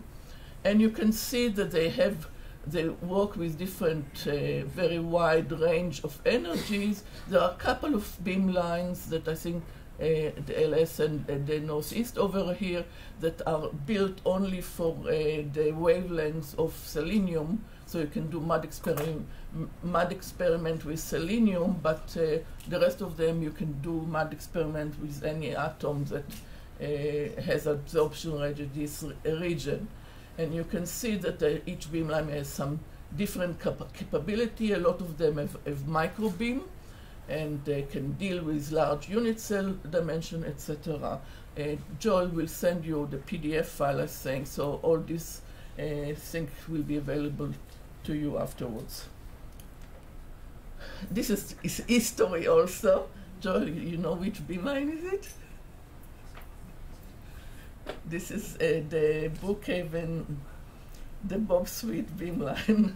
So this is the history, how it was before remote access data collection, a photograph from 1998. Actually, I have a photograph from 1996 from APS. So, and I think that we started to collect data in the early 90s over in the United States. And you too. In the United States, yes, but first of all in Stanford and then Brookhaven. Yeah. Only afterwards. Well, APS I have already photographed in 1996. Yeah, right. Yeah. And I want also to give Ada the credit. I think that she was the one that established all the FedEx procedure to send crystal to the APS, because she was sending ribosome crystal to the APS, and we all use it now. But is it correct? Not for remote. We didn't trust not the for remote, APS. but it's the Just same. to send in order to get rid of the security at the airport. Because you know, when we still had crystals in capillaries, I told them, if you want to X-ray it, okay, but the capillary should, the box should be like this. They look at me like this, but upside down. Yeah. Because they know better. Yeah, okay. And we lost 90% of the crystals.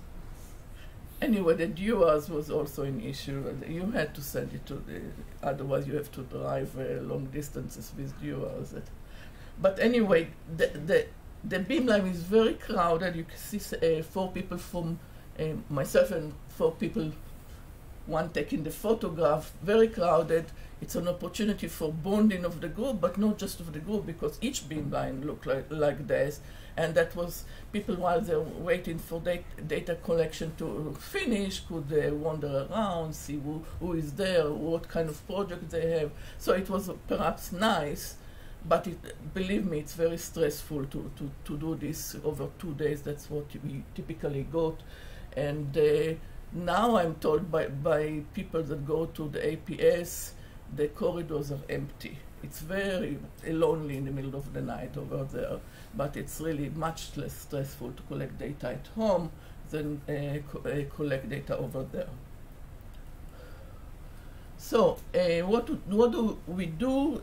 It's some variation of what you will do also in terms of applying for beam time, collecting remote data of diffraction of crystals.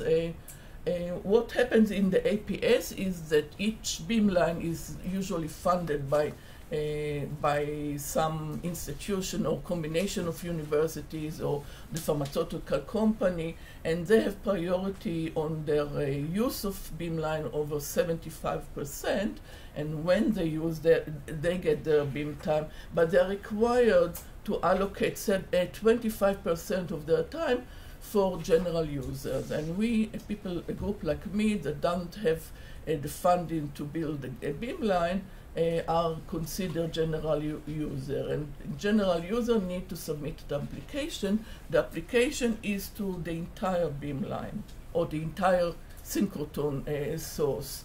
And each one one does specify in the application what capabilities are needed. I need MUD experiment, I need MUD on that particular wavelength, or I need high resolution, small or large cell dimension, and based on that, the beamline will be assigned anyone that is fulfilled those capability. But there is an option to specify preference of a beamline, and the reason for it is very logical. You start with particular beamline, each of them is different, each of them require different training, so once a person is trained or a group is trained in one beamline, it's much more efficient to go back to that beamline. So one can specify priority. This beamline I want first, second, and third. There are two ways that we get beam time, either by rapid access that is available, where we don't even need to write an application, or we prefer to have a 2-year project that this is an application that undergoes scientific review. You get a score. If the score is sufficient, then you are allocated 2 years, and in each year, 3 times a year, 3 cycles, you get up to typically 24 hours. Perhaps for ribosome you get more time, I'm not sure. And then just after the beamline is assigned, then you can schedule for a remote access option. Now, in the NIH beamline is fully automated, and as Joel said, automation means that you can do everything at home that you can do on site. It's identical, basically. So it's the feature of automation that allow this remote access. So the beamline itself has a micro beam, which is 5, 10, or 20 microns. There is a possibility for 1 micron beam, but this requires special request. These are standards. The beamline is controlled by an interface which is called JBlueIce, and it was originally written in the Stanford synchrotron, but this was rewritten for the particular needs of the NIH beamline. The robot that mount crystal is an AAS, Berkeley style, and the Ampton pins require pins are to 18 millimeter. People here, how many of you actually collected data at synchrotron? Can you raise your hands? So most of you, I guess, yeah. So you're familiar with all those terms, I presume.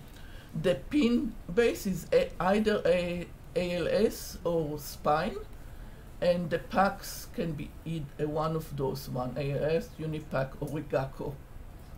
The interface, this JBlueIce, is very nice, and I think that you would have some kind of variation of this.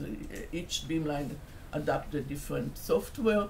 The particular feature that I like in this one, that is installed in the NIH beamline, is this raster scan. Joel already referred to it.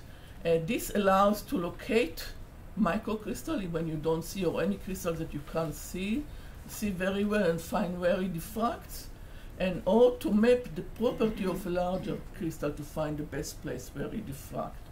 And that's really powerful and essential for remote data collection. And the other feature is that there is software or functions that allow to locate and position the absorption edge automatically, and that's very important. So this is a photograph of the duo that accept 7 packs. I don't have a photograph of the duo that accept 18 packs and allow 288 crystals to be collected, and that's plenty for 24 hours. It's actually only 22 hours because the beam time starts at 10 o'clock. Between 8 and 10, the staff has to change or to prepare the beam from one group to another. So the automation comes from the robotics that mount crystals, ability to connect remotely to the beamline computer, and then you are as if you feel like you are there, and you are there, and all the data collection control software is also automated. And here is a setting at the NIH beam line with this auto-mounter is positioned as far as possible so you can see what's happening here. But this is the crystal gripper that picks crystals from the dewar.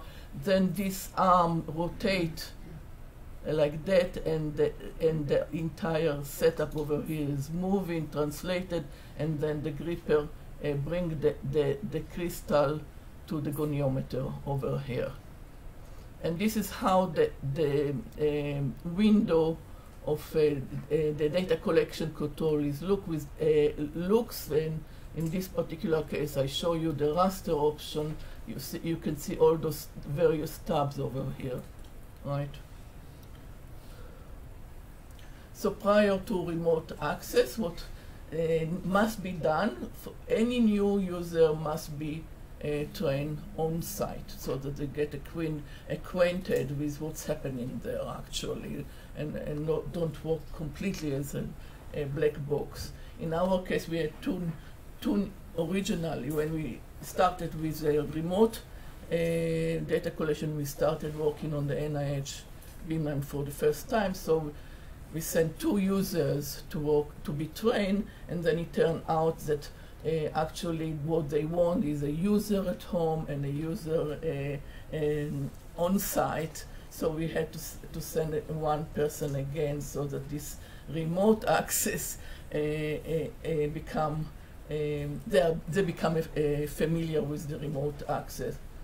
And then you would also have to do it for the experimental safety assessment form has to be filled, and then the beamline has to approve it, so that you don't work with biohazard 3 or something like that. They have to know all those things, or some other chemical hazard. Okay, so I already mentioned, so before the beam time we review all the documentation. So there are manuals and there are video tutorials. We always look whether there is anything new that we need to know, but that's obvious. Then one needs to check the hardware and network capability with the synchrotron, so that the resolution of the screen is okay, and that the connection speed is okay. And then we submit requests for remote access, and then send the IP address where the data collection or data control will be carried out. And also we send the telephone number because many times you would need a staff member to interact with people in case of a problem, so that's done via the phone. And then we have to fill auto-mounter template, so we have to send a list that is detail each crystals, where it is, and I'll show you the template in a moment. I presume that this is the same in Europe as well. The automation that and all the equipment that we need for the robotic include the base on which the pins are mounted, and it has to be this base and not that base, for example. We buy the pins from Hampton, but we have to break the two end segments so that it's the right length, and this is the crystal one that is magnetic, and that's how the base is magnetic also. And then this is the pack, the pack enclosure, and these are the magnetic sample base where all those pins and with their base will be mounted. Everything goes into liquid nitrogen, of course, so you can't put your hands in liquid nitrogen. I showed you the magnetic one, and this is the pack base holder. It's magnetic also, and this is the pack RoboDual loading tool. The packs are loaded on those shelved shipping cane. 7 of them can be accommodated, as you can see over here. This is the pack loading dewar, which will be filled with liquid nitrogen. And of course, again, we need a cryotron to hold those packs. Can't do it with your hand. Oh. So the auto-mounter template is an Excel file. I'll just show you part of it. As you can see, there will be each pack will have a letter A, and it goes from A1 until A16, A, B, C, D, etc. We load, or we fill the crystal ID and where the directory of that contain the data will be located. Some comments, protein name, as you can see over here. But all those numbers are actually filled by the data processing. So the space group, the cell dimension, that's what after the data processing is completed. This is not done by hand. I don't know how it is in the same thing. Okay. And there is a whole set of video for training. You can find it on this website, which is now in a stage of migration. So the original name was over here with a dot. It's supposed to be changed to this hyphen, but it's coming and going. So every day I have to check where it is. And last it was on this, it was on the dot actually, but with time that if you will ever use it, and this beamline, it will be probably hyphen. So you can see you have windows or tabs for the controlling the hatch, the sample, rotating sample, etc. The one that I really want to show you is this rastering option, because it's really so nice. And this is the tab for changing wavelengths, for mud experiments, etc. There is a remote operation tab, and then there is remote connection training, but for web player. We are not using web player. And then remote data transfer training.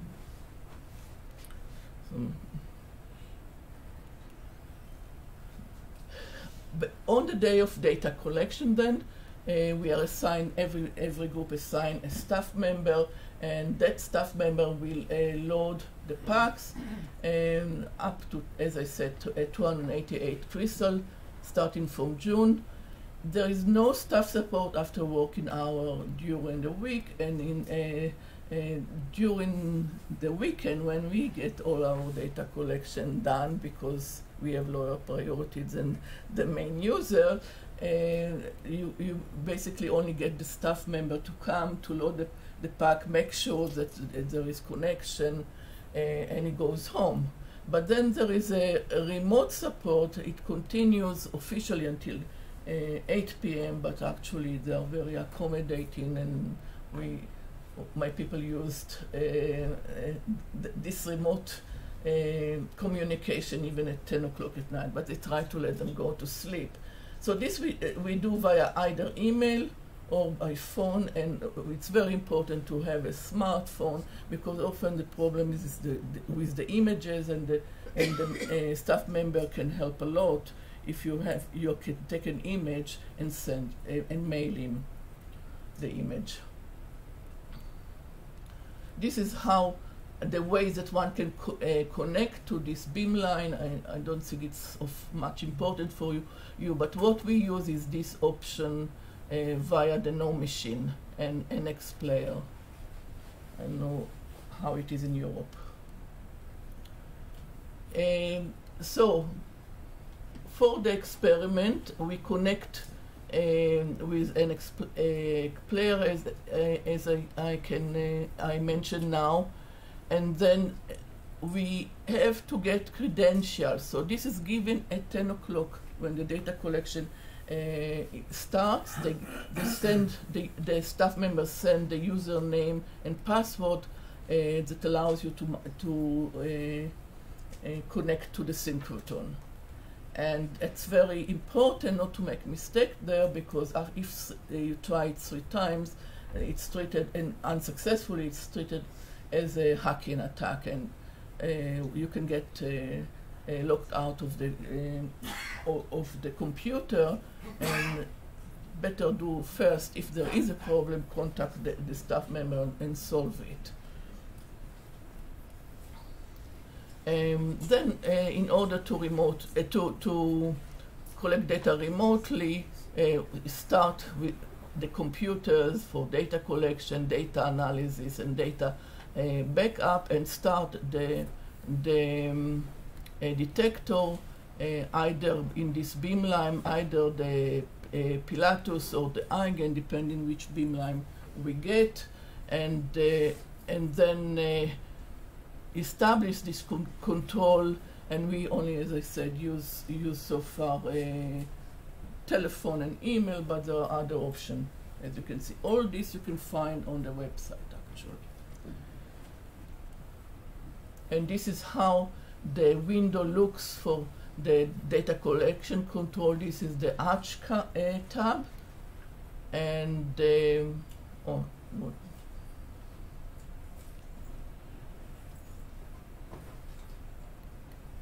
sorry, I don't understand it. Can I? Let's see. Okay. This is the sample tab for example, where you can rotate the crystal, align it, etc. And the one that I wanted to show you, I mentioned, is this rastering option. And I decided that the person that does the training best better show you the training video. It's about 5 minutes, so I do have time for it, right, Joel? Right. Okay, so.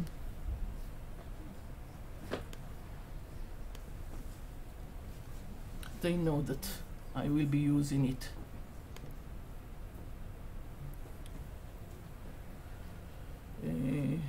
Somehow. It's not.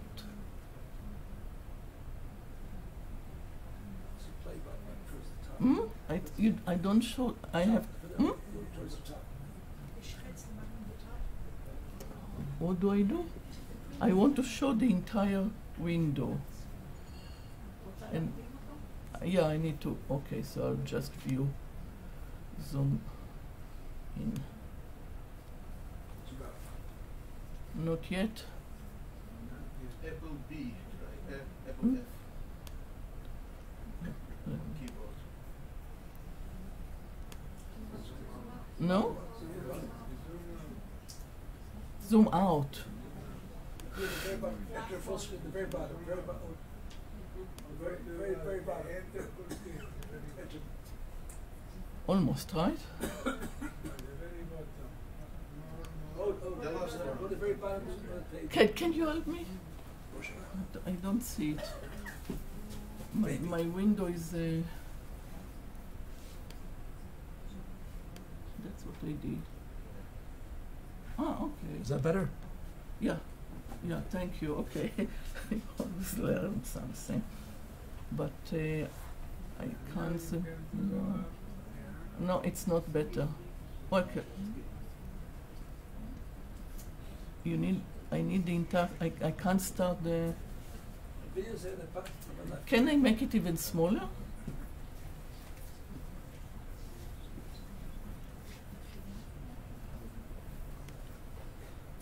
It's okay on my terminal. Oh, that's too small.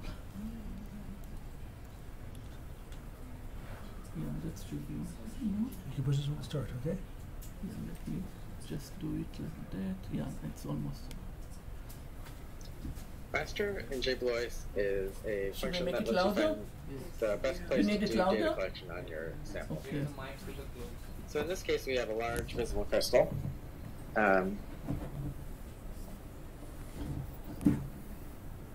And we can map the quality of the crystal using diffraction and then collect in the best diffracting areas.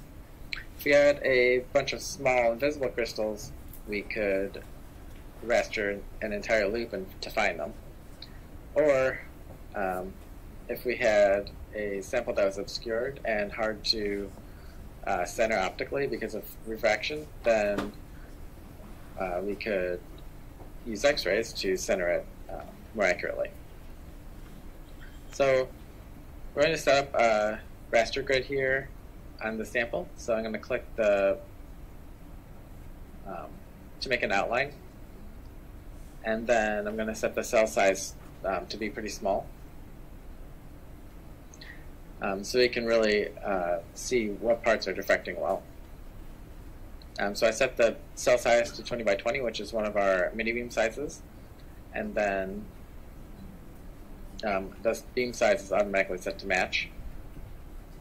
Some other parameters here, one of the important ones is delta. So I have delta set to 0, which means there will be no rotation during raster. And that's important because that lets raster collect along a row without stopping. And so it makes it much faster. If you set a non-zero delta here, it's going to stop at each cell and rotate, which takes a long time. So I'm going to increase the attenuation here. So we want to just have enough intensity to see where there's diffraction without causing unnecessary damage to the sample. Okay, and then I'm going to click Start. So during raster, there's a couple of implementations here we have for spot finder. The default we normally use is dials, but there's different cases where you want to change the spot finder implementation. The output you can see numerically here in the results table. In the video itself, each cell is colored based on the parameter that you're selecting. So right now we have bright candidate selected, and the red in the video is the highest value seen so far. So as higher values are found, the color map will readjust the scale, and then blue is always 0.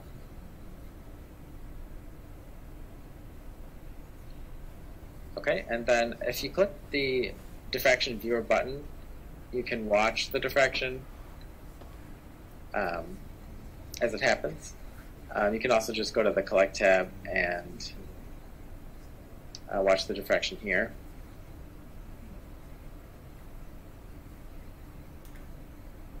So you can see we're getting still a lot of diffraction at that attenuation level. You can't see it on the video, but with this button, it pops out a viewer that you can watch the rastering at the same time as watching the diffraction images. Okay, so the raster is complete. Because the cells are pretty small here, if you click None for numbering, then it lets you see a lot more clearly which parts are diffracting better. So we can see here that the cell looks pretty good because it's the most red. If we just want to right-click here, we can center the cell itself instead of just left-clicking. If you left-click, you can center anywhere. And if you right-click it, you could tell it's cell 264. So if you wanted to look at the values here, you could find it in the table. You can click heat map numbering and zoom in. I'm going to zoom in here on the high-res camera, which is the one that's used in raster.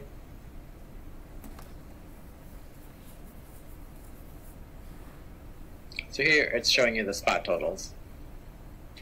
So this one is 1748. Another way you can find the best diffracting cells is to sort. So if you click the header here, you can see that, in fact, cell 264 is the highest diffracting, highest number of spots anyway, found by the spot finder. If you want to inspect them visually, again with this button here, you can see the what you can't see on the screen is that this can pop up side by side. So as you click different cells, it will load that one in here, and you can very quickly jump between the raster cells to look at them, the actual image. Okay, and then finally, let's say we want to collect on here. We're already centered. We just go to the Collect tab, set up a new run, and then probably lower the attenuation for actual data collection, and go ahead and set up your, what angles you might want to do a strategy, and go ahead and collect.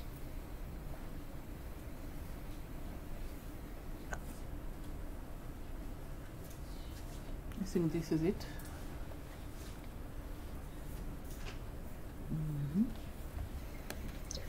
Raster in JBoys is a function that lets you find the best place to do data collect. Now I can't see my window and everything disappeared. Okay, all right. So, yeah.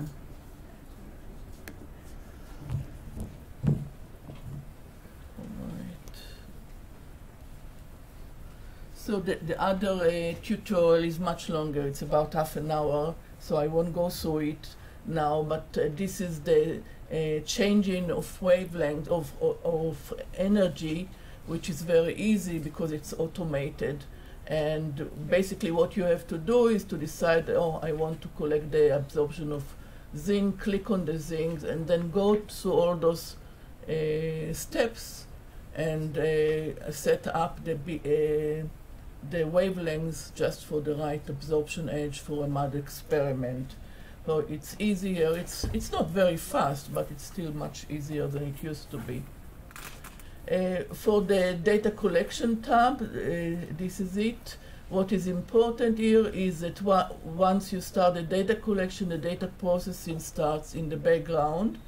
And at the NIH Beamline, they are using XDS, MOSFilm or HKL 200, and we like to use the XDS because of we find that with fine slicing we get a better profile, better quality data processing. But the entire package does automated data processing in parallel using 3 different options, either the NIH specific processing. There is one that is called AutoPros, which is a non-proprietary user can use it only, and dials. And then there of course option to do a manual data processing strategy, multi-crystal strategy, all under analysis tab, which is over here. And what I wanted to comment is that indexing is not always working straightforwardly, particularly with difficult crystals. And rather than waste time, precious time that we get on the synchrotron, if we have a problem, we don't dwell on it. We just collect data about 180 or 200 degrees, so that we have hopefully a complete data set with whatever space group we have, and we process the data later. And I still recommend doing that. Finish data collection. The data has to be transferred. There is a tutorial for it. These are the options. The tutorial is for Globus Online. Actually, what we're using is FileZilla. It's a free open source software. Transfer data quite efficiently. Then we ship a disk, a 1 terabyte disk actually, with the crystals. So the next day, the staff member will come, load the data on the hard disk, and send it together with the DUR back home.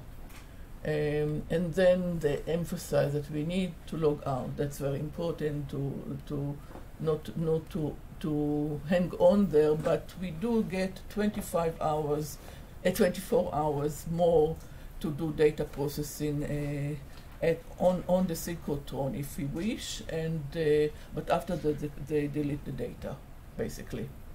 And then once we log out, we have to submit end of experiment report, and I'm sure that you need to do it also in Europe, right? Okay. Much So, later. what? Much later. Generally, you do it when you are requesting time again. Really? No. Americans are more strict, I think. Right. Okay. So I think I'm done.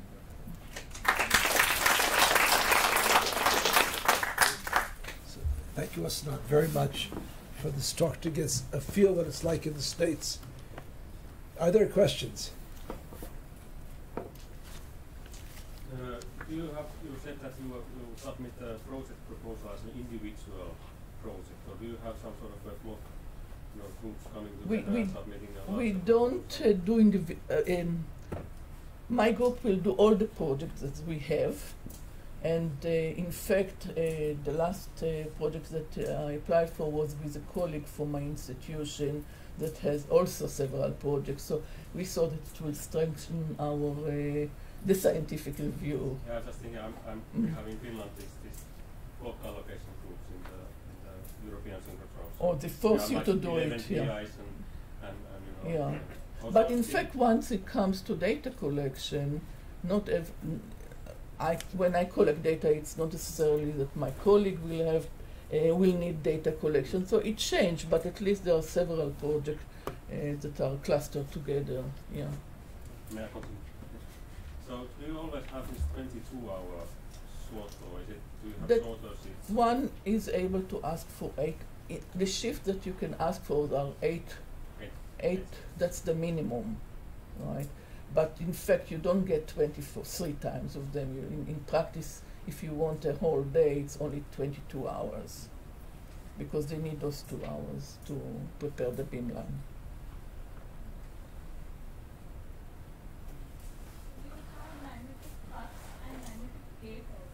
Magnetic packs and what? Plates?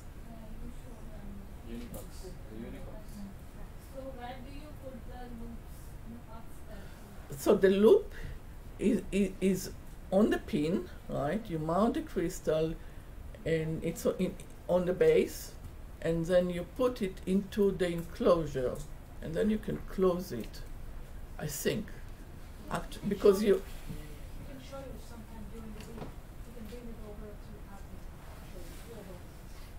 Yeah, I think it's difficult to put the entire base with all the crystal precisely.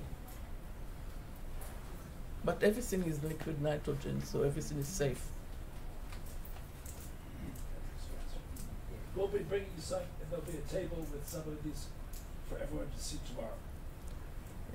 Is there a database where all the metadata for your experiments are stored? At the synchrotron? Yes. I'm not sure, because it's supposed to be all confidential, so I don't know. It's not. People don't have public access to it. I don't know how they. But you, as a user, you don't have access to your own data, metadata? We have our own data at home, right? Yeah, but you have the raw data, right? Yes. So, but the metadata concerning your experiments, like what you've done during your experiment, the results of the auto-processing, all these things, are they stored in the database that you can access from home? We are very. We are not as advanced. We don't. My group doesn't have all this. Yeah. People have their own data with their own system of archiving, and we do have the hard disks. No, but the synchrotron is not providing this database. As far as I know, not, or at least I'm not aware of it. Yeah. There was one more question, right? What is the usual technical problems you face when you're collecting remote data? Don't hear you. So what are the usual technical problems you face when you're having remote data collection? What technical problems she has? Stacking up robotic arm, this kind of. And all those things, we have to contact the staff member, and the staff member, if he is at home, there is a problem. So he has to agree to, either he can control it from home, and they can control a lot of stuff from home. But if there is really an issue, he has to agree to go to the synchrotron on the weekend. During the week it's better, but on the weekend it's not always possible. Also, beam can fail, and then nobody can do anything, and it does happen. So I think we should thank Ostad and all of the speakers this morning. We have a short 15-minute coffee break and one more talk with Stephanie. So the coffee will be just outside and come back. Here's the your book.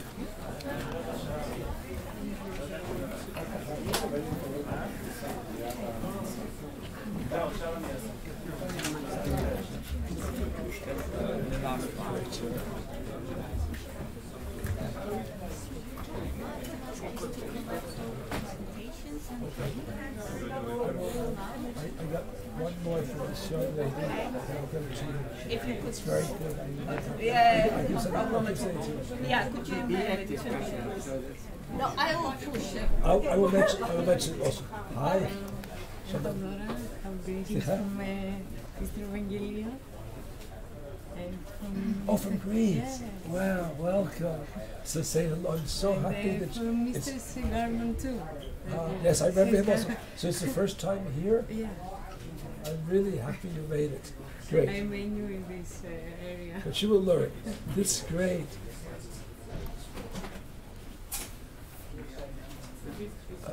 ג'י כאן על בחשב הזה. אם אפשר לחיבר אותו כאן. זה בינתיים אולי. כן, אני בטוח שמורה. רק צריכים לעשות את החיבור בחשב הזה. HDMI goes into here.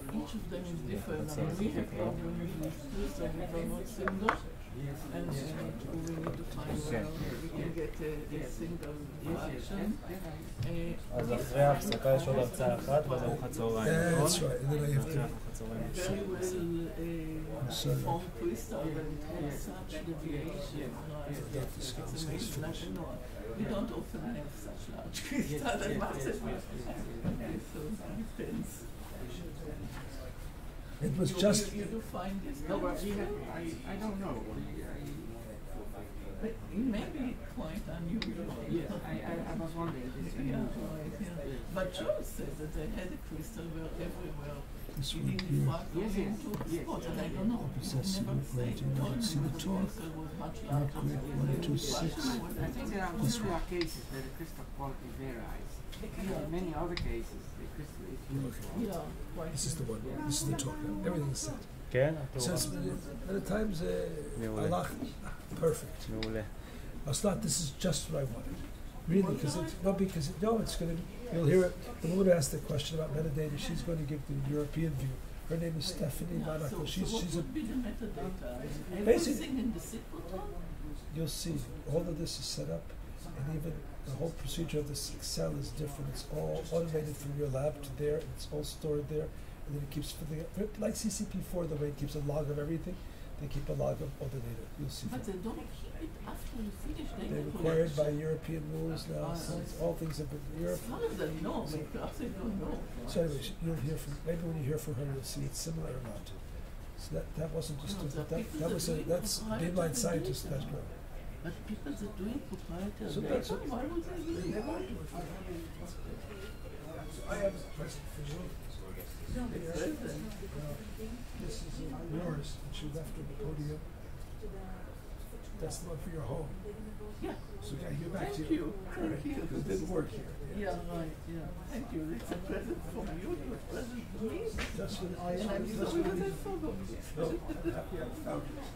But I'm trying to find the name of all the list of the lectures. No, where is the name of the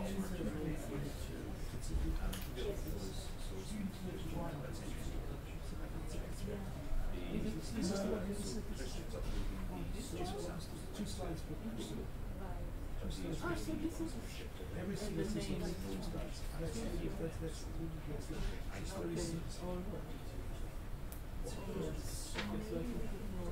the last student is the one you're holding. Yes.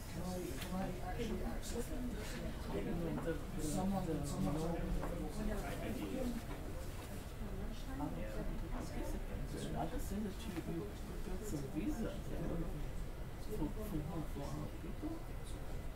Anyone, any of the countries, including Iran, is allowed to give us. Cheers. And did anybody apply under the Pakistan? And didn't come? They were told me, I was once after they were applied, I said, you just send your CV. You had to have 4 things, CV, nothing, they never applied. So I sent them emails by Gmail and from a couple of months, and they didn't, because they had problems. They still didn't get right. So I don't do the I've talked to Jordan. We have a couple of hours tomorrow night between they applied and then they disappeared. between the So I don't feel bad. It's their problem. Yeah, It's their problem. no, but it's I did a very thing. it's showing you something. I hope that people will, maybe they just. oh, so they're not set up. If they come here, I mean, they might come here. It's not stressed. Yeah. So because I mean it's not until 12 that So we're what you actually do, going to law. she comes here. I mean if we continue for 10, then we can actually use this. Even though money is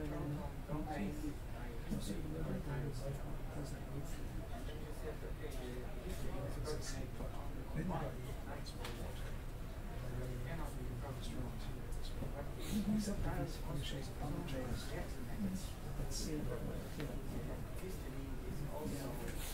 Let's get a quick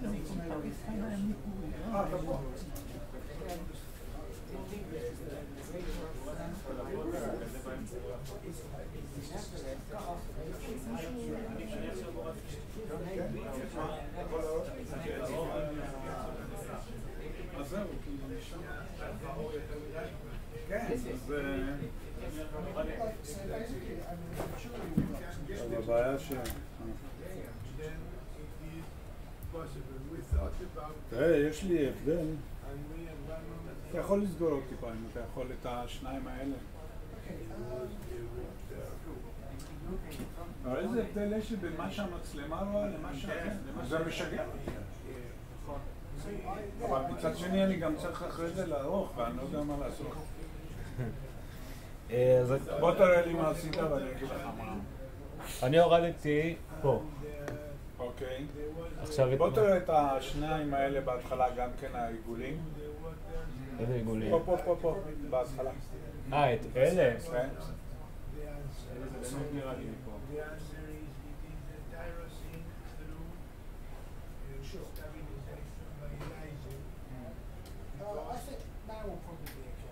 מה חיבית בפודיום? אז תראה אם יש לך עוד משהו קדמי לכבות. רק קדמי. לא, אין לי, יש לי רק את המרצה. תראה לי.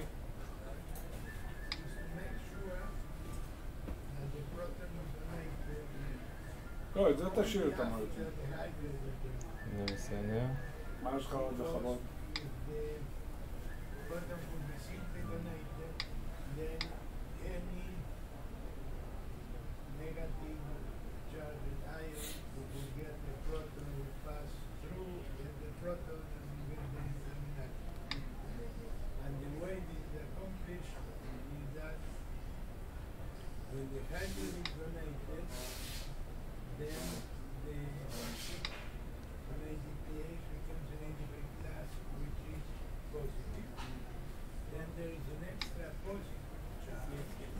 את הספוטים חיביתי.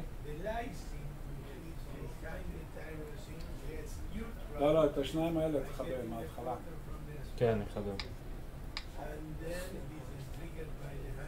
השניים האלה הכי פרובלמטיים.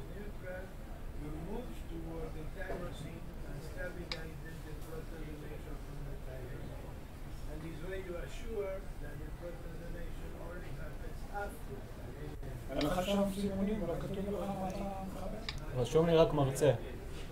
לא, זה לא.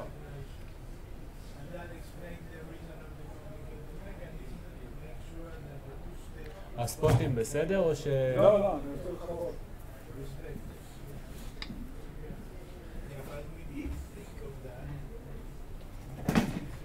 ואני אקרא למציא לך.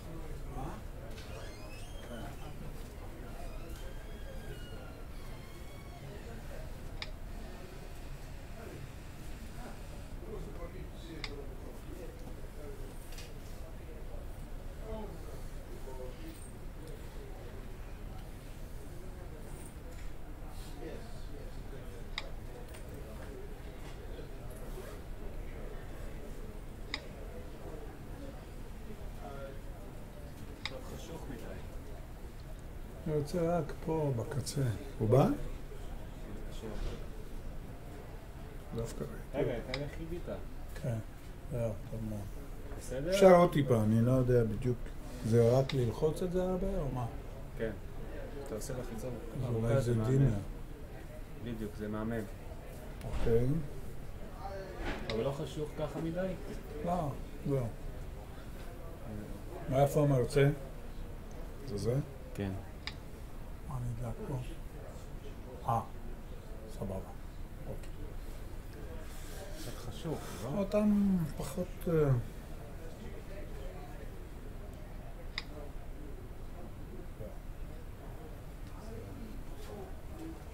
אני מאמין שזה...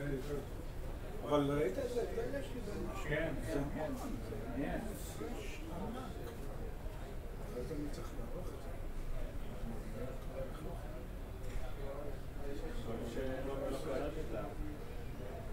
כי...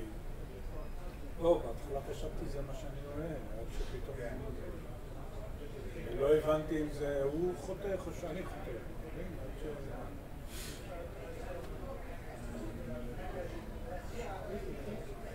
טוב. בוא נאכל משהו מתוק שיהיה לנו קצת טוב. אני אכלתי. אכלת? כן.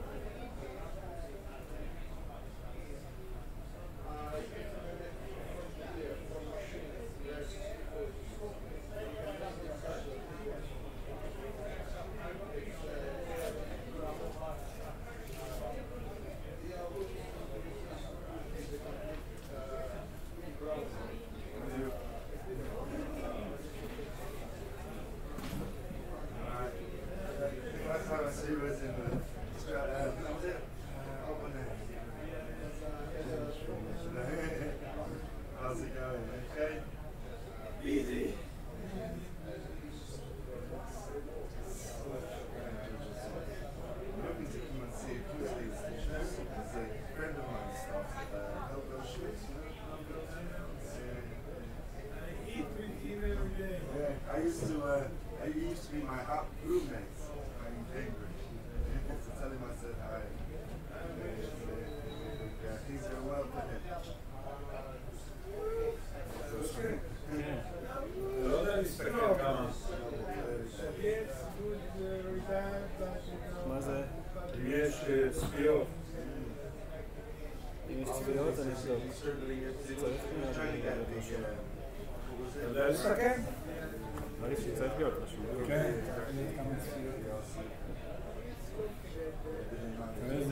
4 צופים.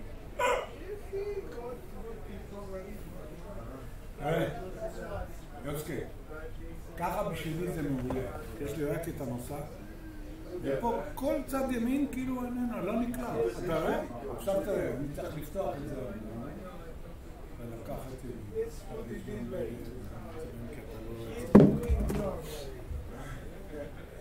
couple other guys are doing. כן, לא, יש דיליי.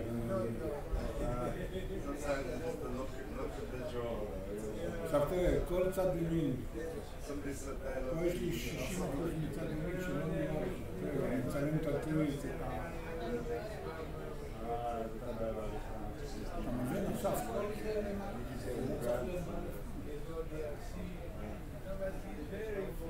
עכשיו אני, כאילו, אם זה לא מולי ואני רואה מה אני מצלם, אז אני מאבד פה. זה לא צריך להיות ככה. פעם מה שאני רואה, זה מה שאני רואה. אז זה פה רזולוציה או גודל.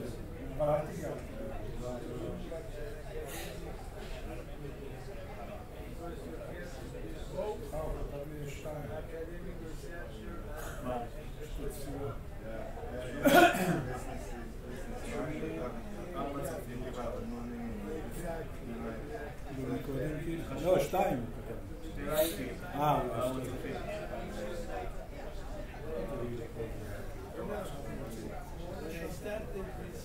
כן,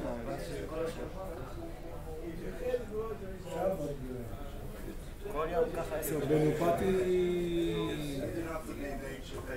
קצת יותר נחמד, יותר נורמלי, אתה יודע, יש לנו כיסא. כן, כן, כן. אני באתי בבוקר מוקדם, פחדתי, חשבתי שאני יכול להצליח לשים את החצופה. כן? ומה אני עושה? נכון. כי היה פה שבוע שעבר, הוא אומר לי, מאור, שהיה צלם מצלם מהצד. הוא לא יכל לשים את החצובה? זה שטות. אם אתה מצלם מהצד, כל הזה נהיה לך טרפז. נכון. זווית לא טובה. אז אמרתי כל הלילה, אני לא... אני גם על הבוקר שם את החצובה. לראות אם לא, חשבתי לצלוח על הצלוח. לא, בסדר. כמו שלהביא לי חצובה אחרת.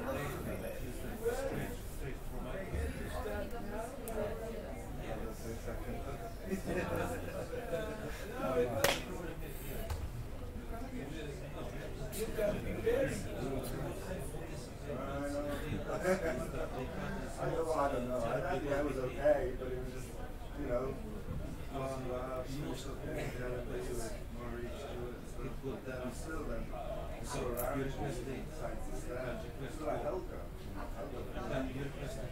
So probably great searches. איפה הם אוכלים? צהריים, אני לא יודע. אני חושב אמרת ארוחת ערב. לא. כן, רואים, יכול להיות מלופתי. אמר פה בלבים קרוב. כן? אני פשוט הייתי עסוק עם כל הבלגן.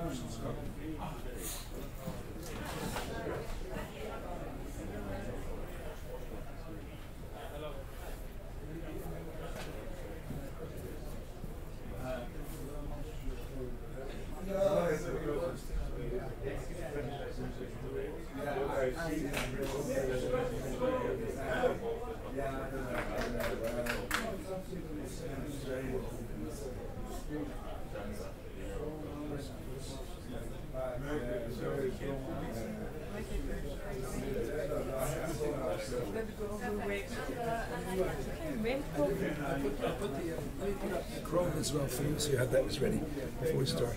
So I push this button, and I'll start Chrome first. Let me start Chrome. Oh, you close Chrome before? Yeah, I'm very sorry. So I'm sorry. I can. Type now. Push backspace first. Log in.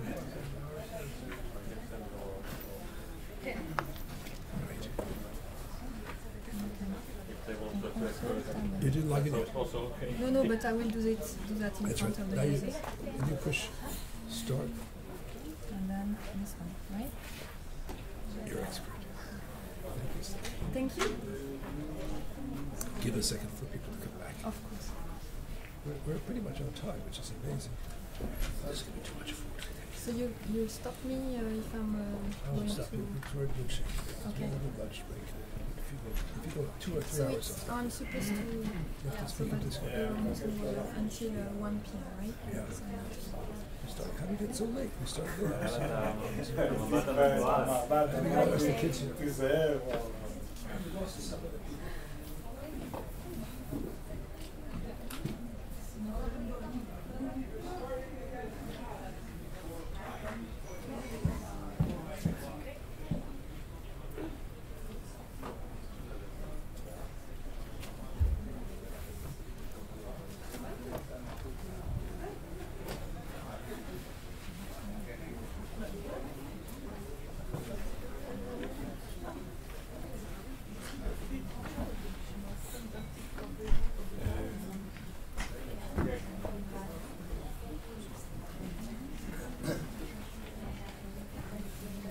So our next speaker is Stephanie Monaco from the ESRF, and she'll give us a talk on how you can see more of this from A to Z of what it's like at the ESRF.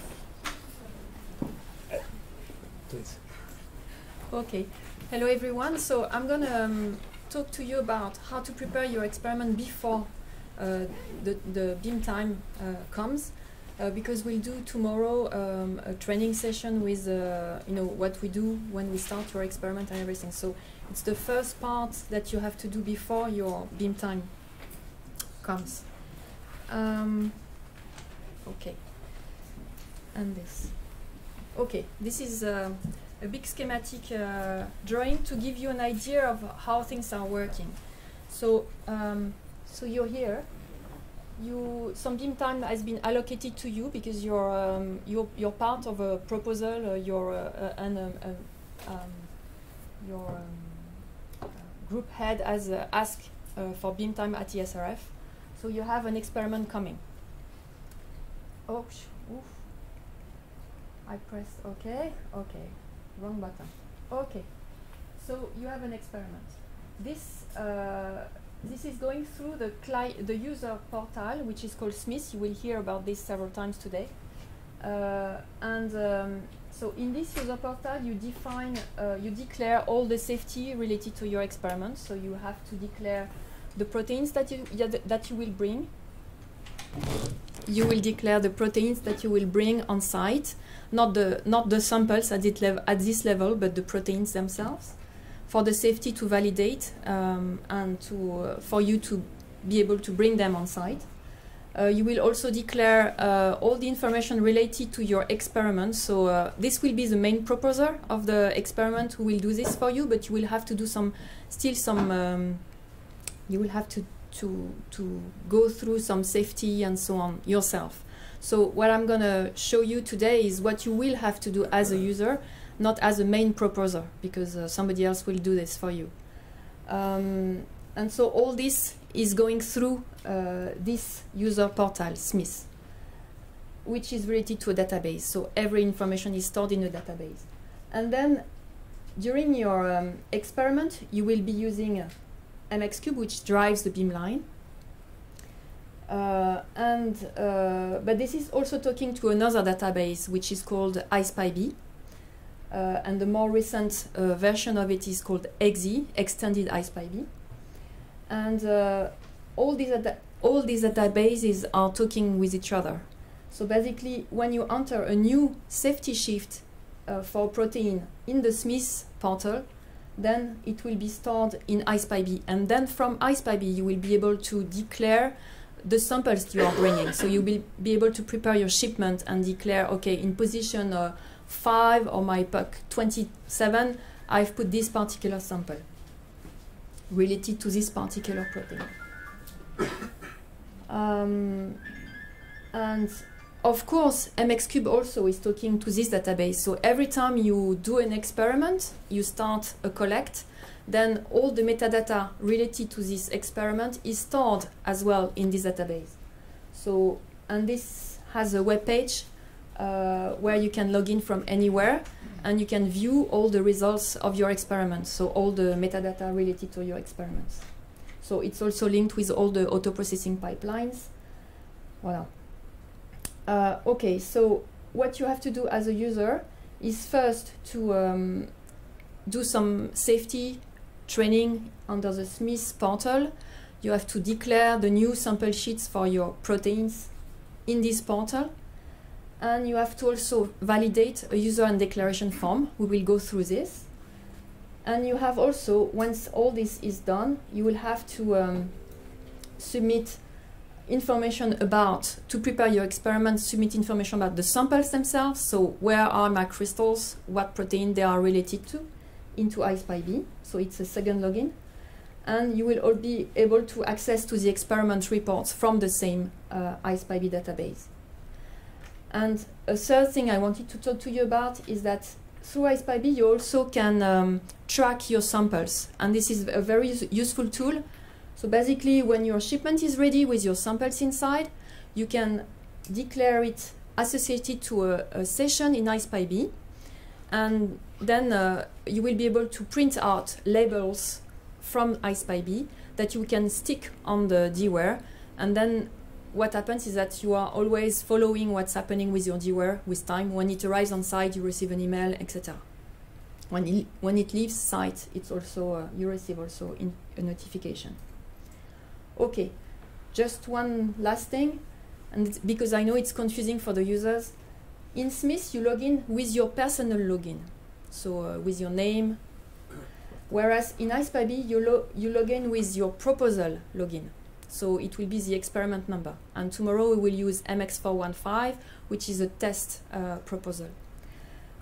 Just, it's not to confuse you, but just for information, we are going now through shutdown, thank you, at the end of the year. And when we will reopen in 2020, we hope that we can restart with individual accounts everywhere. So that means you will log in at the Beamline with your personal account as well, and as well as in iSpy-B. It will be less confusing as it is today, hopefully. Okay, so basically, before 2 weeks prior your beam time, your group head will have asked for beam time. You will have prepared your own samples to be shipped. About 2 weeks before the experiment, you go in this database, Smith, and this portal, user portal, and you declare your user and declarations, safety and declaration form. You do the safety training on the web, and you have to do it yearly.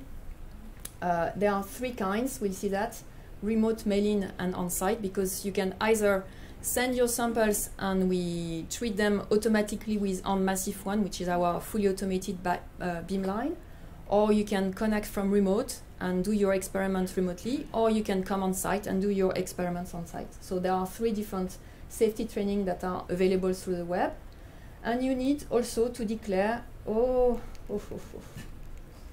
button, declare the new proteins that you will send if they haven't been declared already. Then about a week before, but it will depend, I suppose, of the countries you are in and how long it takes to actually travel to our site. You will have to prepare your labels from iSpy-B and ship your DWares. And then up to the last day before your beam time, you can prepare your sample description in iSpy-B, and you will see why it's useful. So now the first step, Smith, the user portal. So we will go through this. So you need to log in to Smith at this website. You log in with your account name and password. If you don't have an account in a Smith, you have your you can create a new account. So, many of you have already experienced this in the last 2 weeks because you've already declared some things. But just for those who are not familiar, so you have different tabs inside. You can change many data concerning your account. And in the proposal experiment tab, you have a form. And so the A form is actually the electronic form which is describing all the administration related to your experiment. And so it will allow the travel office to prepare actually your trip, the hosting, and it will allow also to declare the samples you will send or bring. And it's submitted by the main proposer, but you have to declare the new proteins the user and declaration form, and the safety training. So, how to do this form? You go to proposal experiments, a form, and then you access to a list of all the experiments you are attached to. And so this is MX415 for tomorrow. And you see here, you have to do user and declaration form. So you just select that. Then this pop-up window comes up with the information related to your person, and you just have to accept the conditions and validate this declaration, saying that actually you declare all the samples that you bring on site, that you, I mean, there are many, yeah, that you do your safety training and so on. So you can read it carefully at home. And then what happens is that this to-do becomes a OK sign. This is the first step. Then your safety training. So this has to be done before the experiment, obviously. And as I said, there are 3 kinds. So you access it to safety, user training, user safety training, and there are these 3 kinds that you select. And they are valid for 1 year. So I know that many of you have already done the remote access training. And this is what happens when you click on remote access. It tells you you have not completed this training yet, or you have completed, so you don't have to redo it.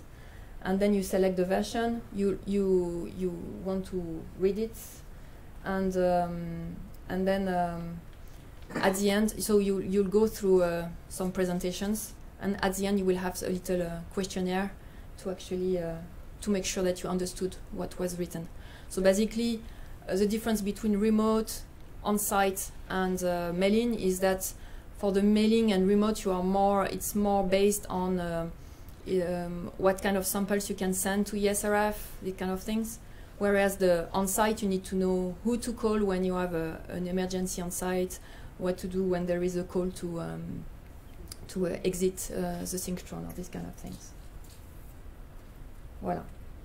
Now you want to submit a safety sheet for your protein. This is not to be done for every experiment because this is attached to a proposal. So that means if you come back for the same under the same proposal, you don't have to resubmit the same safety sheet for the next experiment, only for new proteins. So here you can access it through this menu.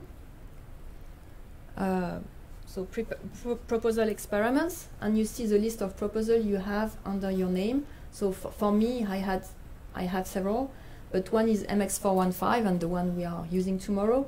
And you select manage your samples here. You access to this list of samples, which is very long for this proposal. And you see that there are different colors because the safety allocates a color depending on the harmless of the possible harmless of the or not of the sample. So green samples, yellow samples, or red samples.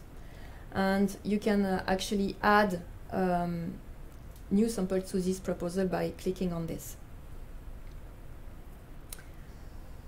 Okay, so can you see actually what is written on the slide? Yeah.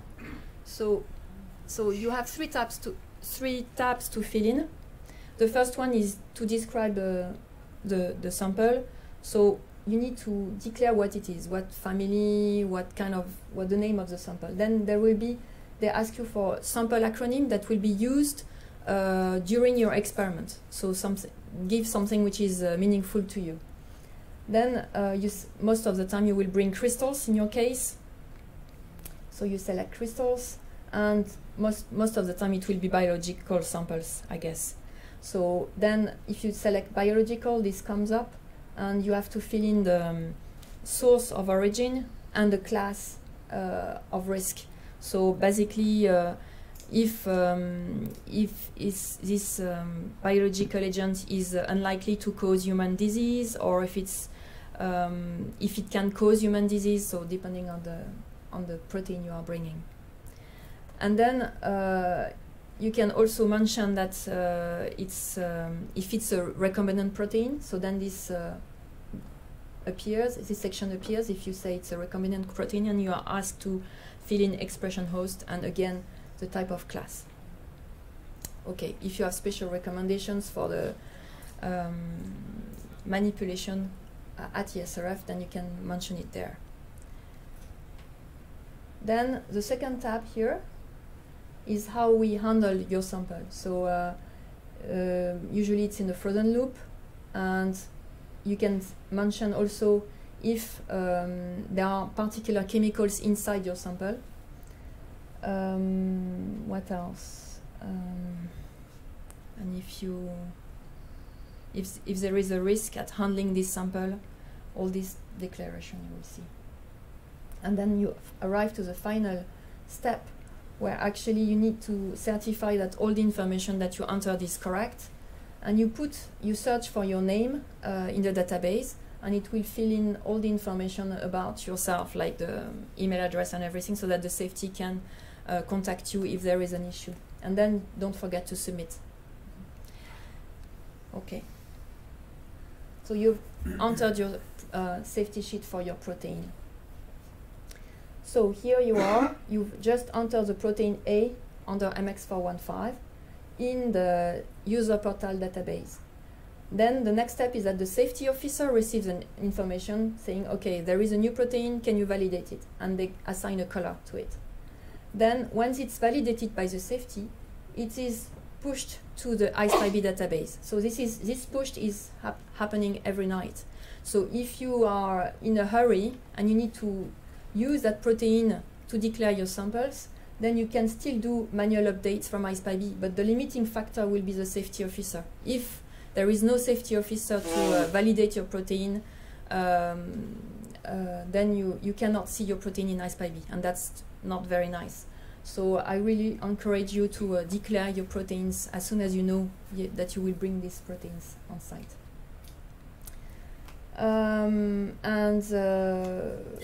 So then what you have to do is to inform the main proposer for that proposal that you will bring this protein, because you need to declare it on the A form. You need to print the labels for the shipping, and then describe the samples in ISPIB. So now the next step is sending my samples. So let's go to the shipping recommendations. So in general, use well-known carriers. That's safer. If you send a DWARE from abroad, your lab can actually make a letter explaining that there is no danger with these samples. But on the way back from ESRF, you can also ask for an airport form, because we have special conventions with the airport in Lyon and Geneva and Grenoble. So they can provide this for the shipment is coming back to your lab. It's a tick box in your A form, on your A form. And then I really encourage you to use the tracking system in place in ISPIB, because then you will follow what's happening with your DWARE. And how to do this. So here, we are in ISPIB. I'll show you in a minute how we log in. You log in with your proposal number and password. You can access ISPIB either through exe.esrf.fr or ispib.esrf.fr. This is the old set of web pages for ISPIB, still running, but which we don't develop anymore. And this is how you can force the update of the ISPIB database with the user portal database here. And what you do is that under the shipment tab, you create a shipment and add new. So maybe I can do it. Yeah, I can. No, I will do that later. So when you select add new shipment, you have this pop-up window coming, and you give a name to your shipment, and then you associate it to a session. So you have a list of sessions. We have one tomorrow, so this is appearing here. And you say who is sending this DWARE and who you want the DWARE to be sent back to. Okay, you save it, and then you add a shipment, a parcel to this shipment. So here we added this parcel here, And you see here we have the print label option, and this will give you these labels. One is for your DWare itself with a barcode that can be read at ESRF. One is to send to ESRF, and you see it automatically fills the information about where to send the DWare to exactly, who is your local contact, and so on, and your address. And you can also have the third page that I encourage you to print it as well and put it inside the DWare so that your local contact will be able to put it on the DWare on the way back. So that means the label will be, the barcode will be read, and you will receive an email when the DWare leaves ESRF. So why do you want then to describe my samples in IcePyB and how you do this? So we've seen that the proteins are coming from the safety sheets with an acronym, and now you can create DWares, pucks, and samples attached to this protein from IcePyB. And why? First, it will help you during your experiment because it allows you to locate easily where the samples are in the sample changer. We'll see that. And it automatically allows you to create subdirectories and image prefix during your experiment. So that's very useful not to mix up samples in the course of your experiment.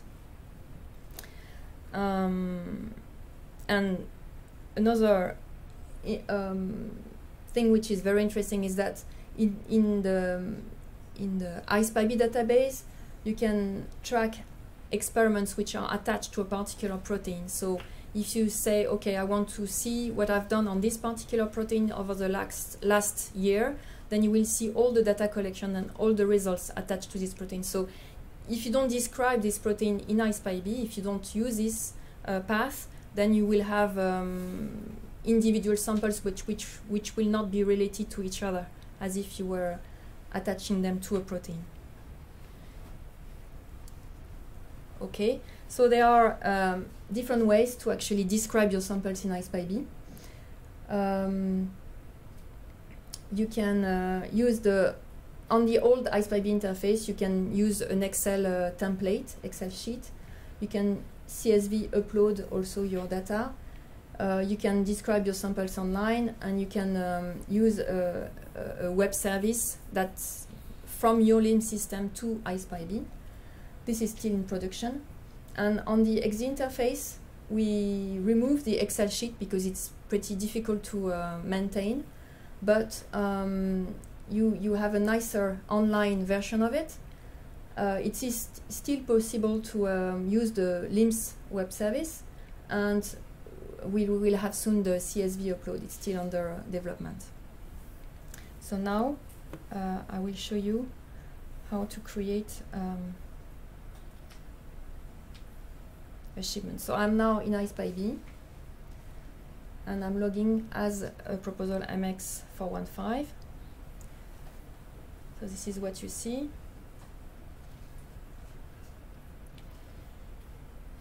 Okay, so I create a shipment, as I said, add new.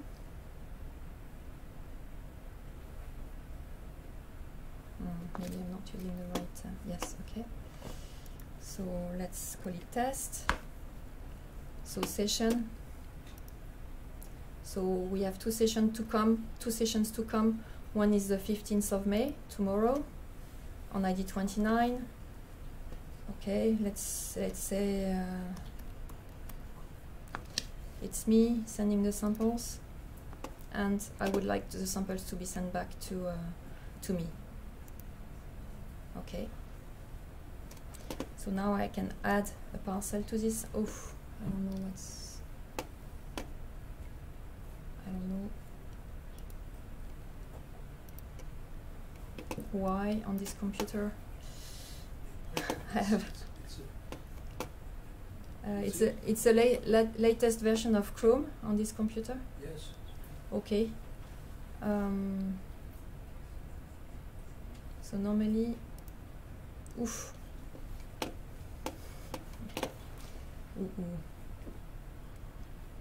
Alors.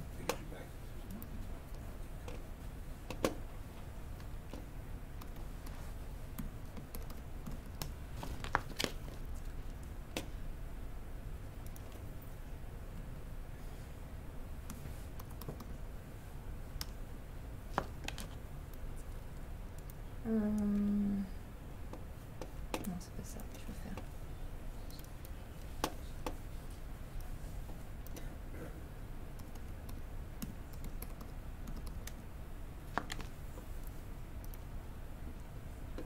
Okay.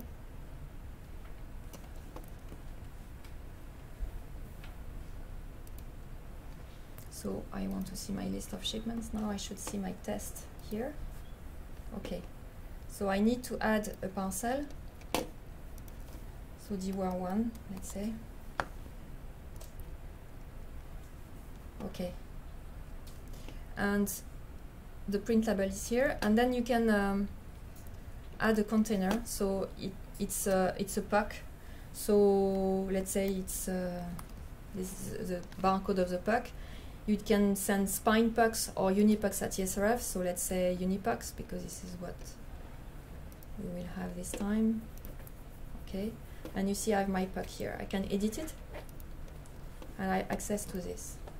And I can choose my protein acronym that comes from Smith. So for example, is one of the protein acronyms. And my sample could be S1. And I can fill in many other parameters here that can be useful in the pipelines, but let's stay simple. The two major components here are the protein acronyms and sample name for each position that you have a sample in. So let's say, okay, I have, I don't know, 10 times the same sample. It will increment the sample name. You can change these values. And okay, I just have 10 samples in this pack. You save it. And you see that now you have 10 samples entered in this pack. And you would see all, for example, you would see all the packs that you've already filled with your samples. And once the data collection has been performed on one of those samples, you have a dark ring outside showing that the sample has been collected on. Okay, now I need to go back. So that's very easy to enter your information. That's very okay.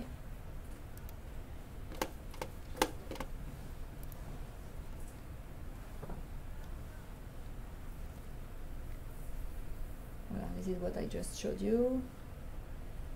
The next step is actually to describe where you will put your baskets in the sample changer.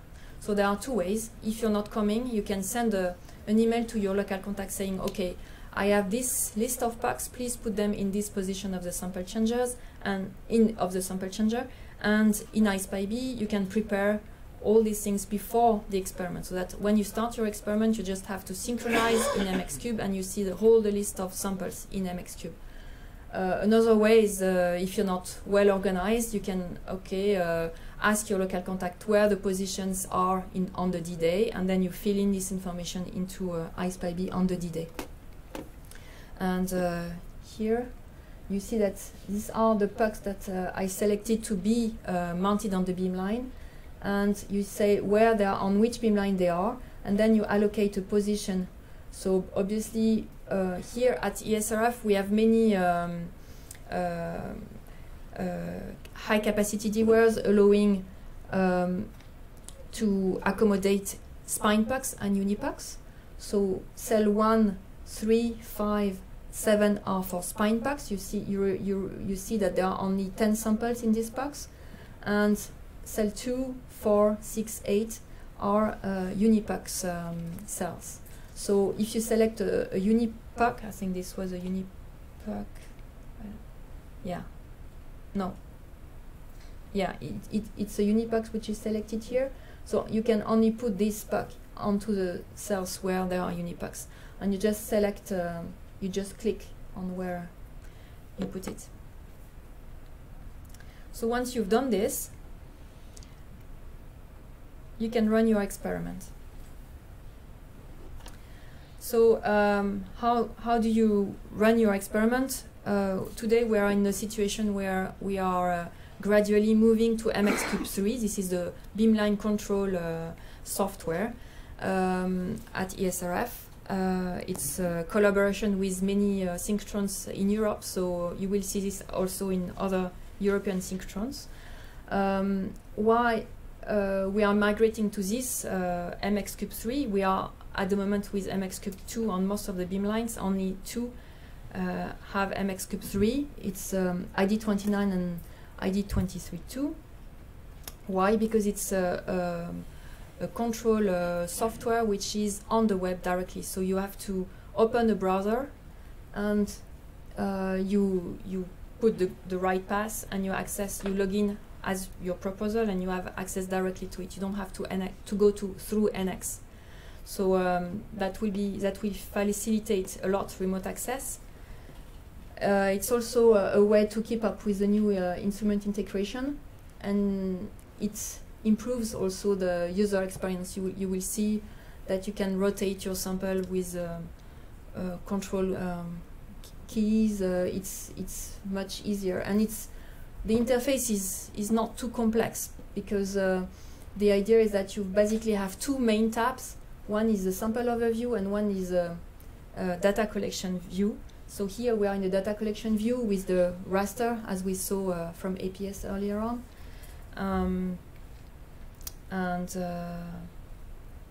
Voilà. So it's a co-development between Max4 and ESRF, and it's available to all the MX3 collaboration members, which are 8 at the moment.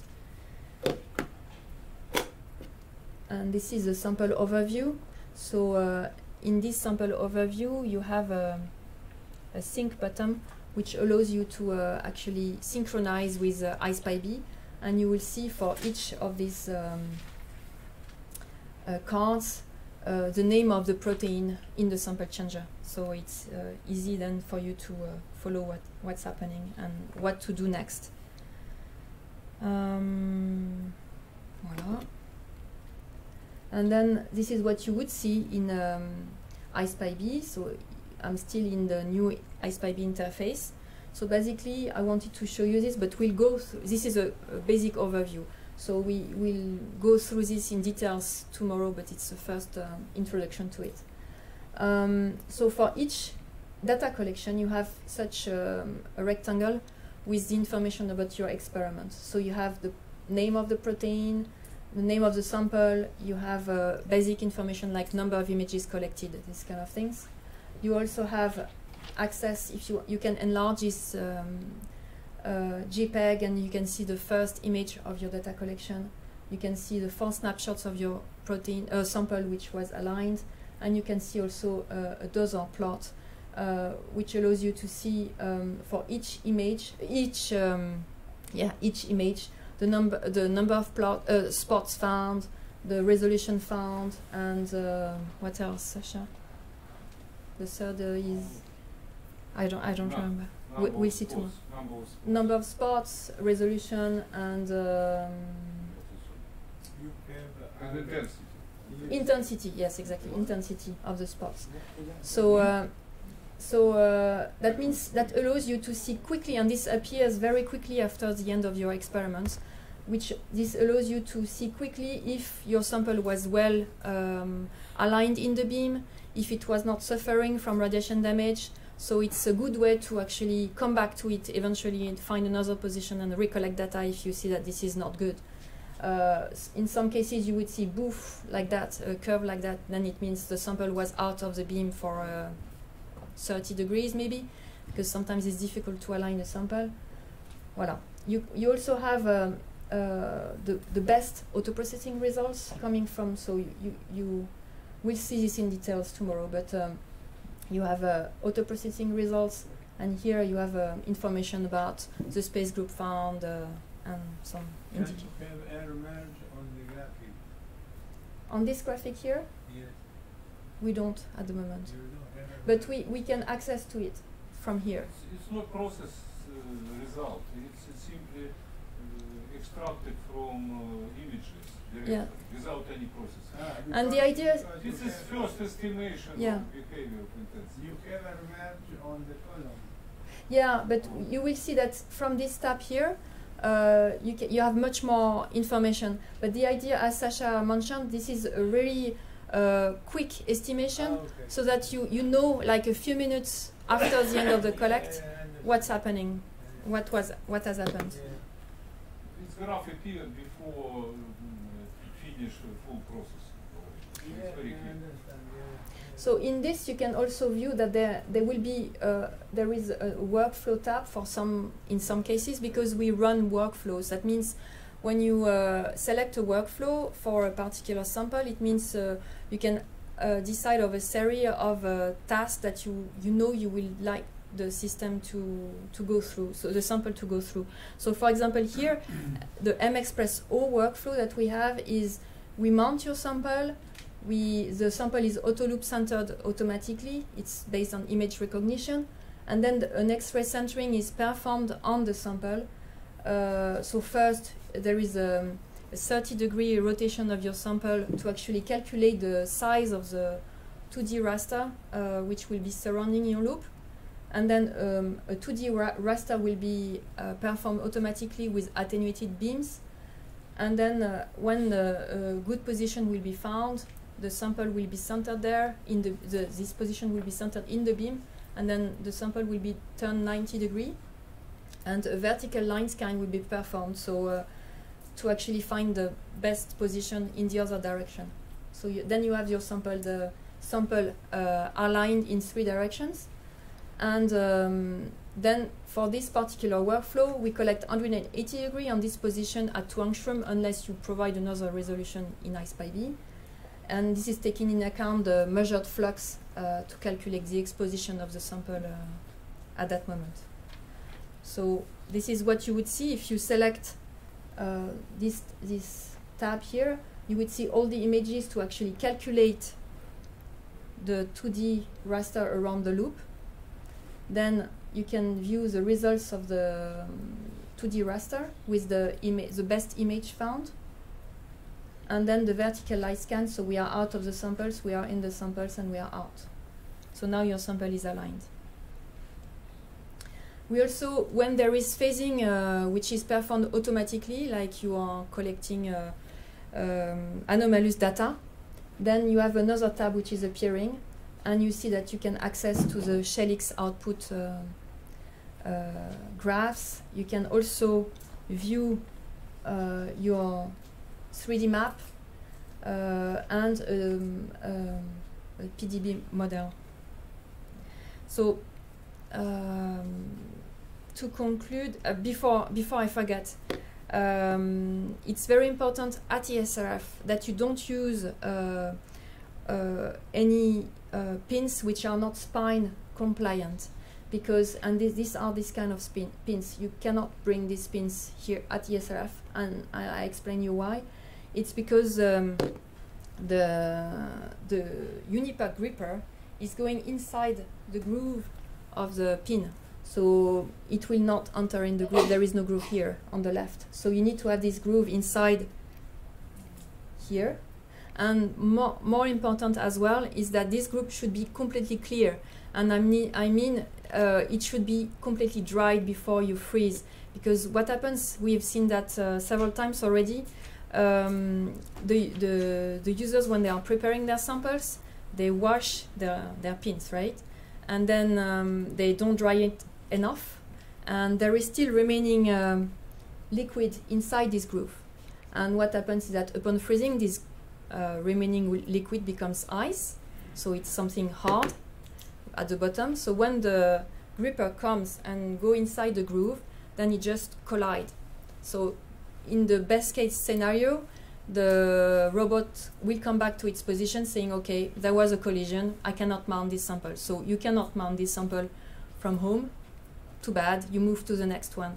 But in the bad case scenario, this will block the sample changer, and then you have to call your local contact to unblock the situation. So it's a bit tricky.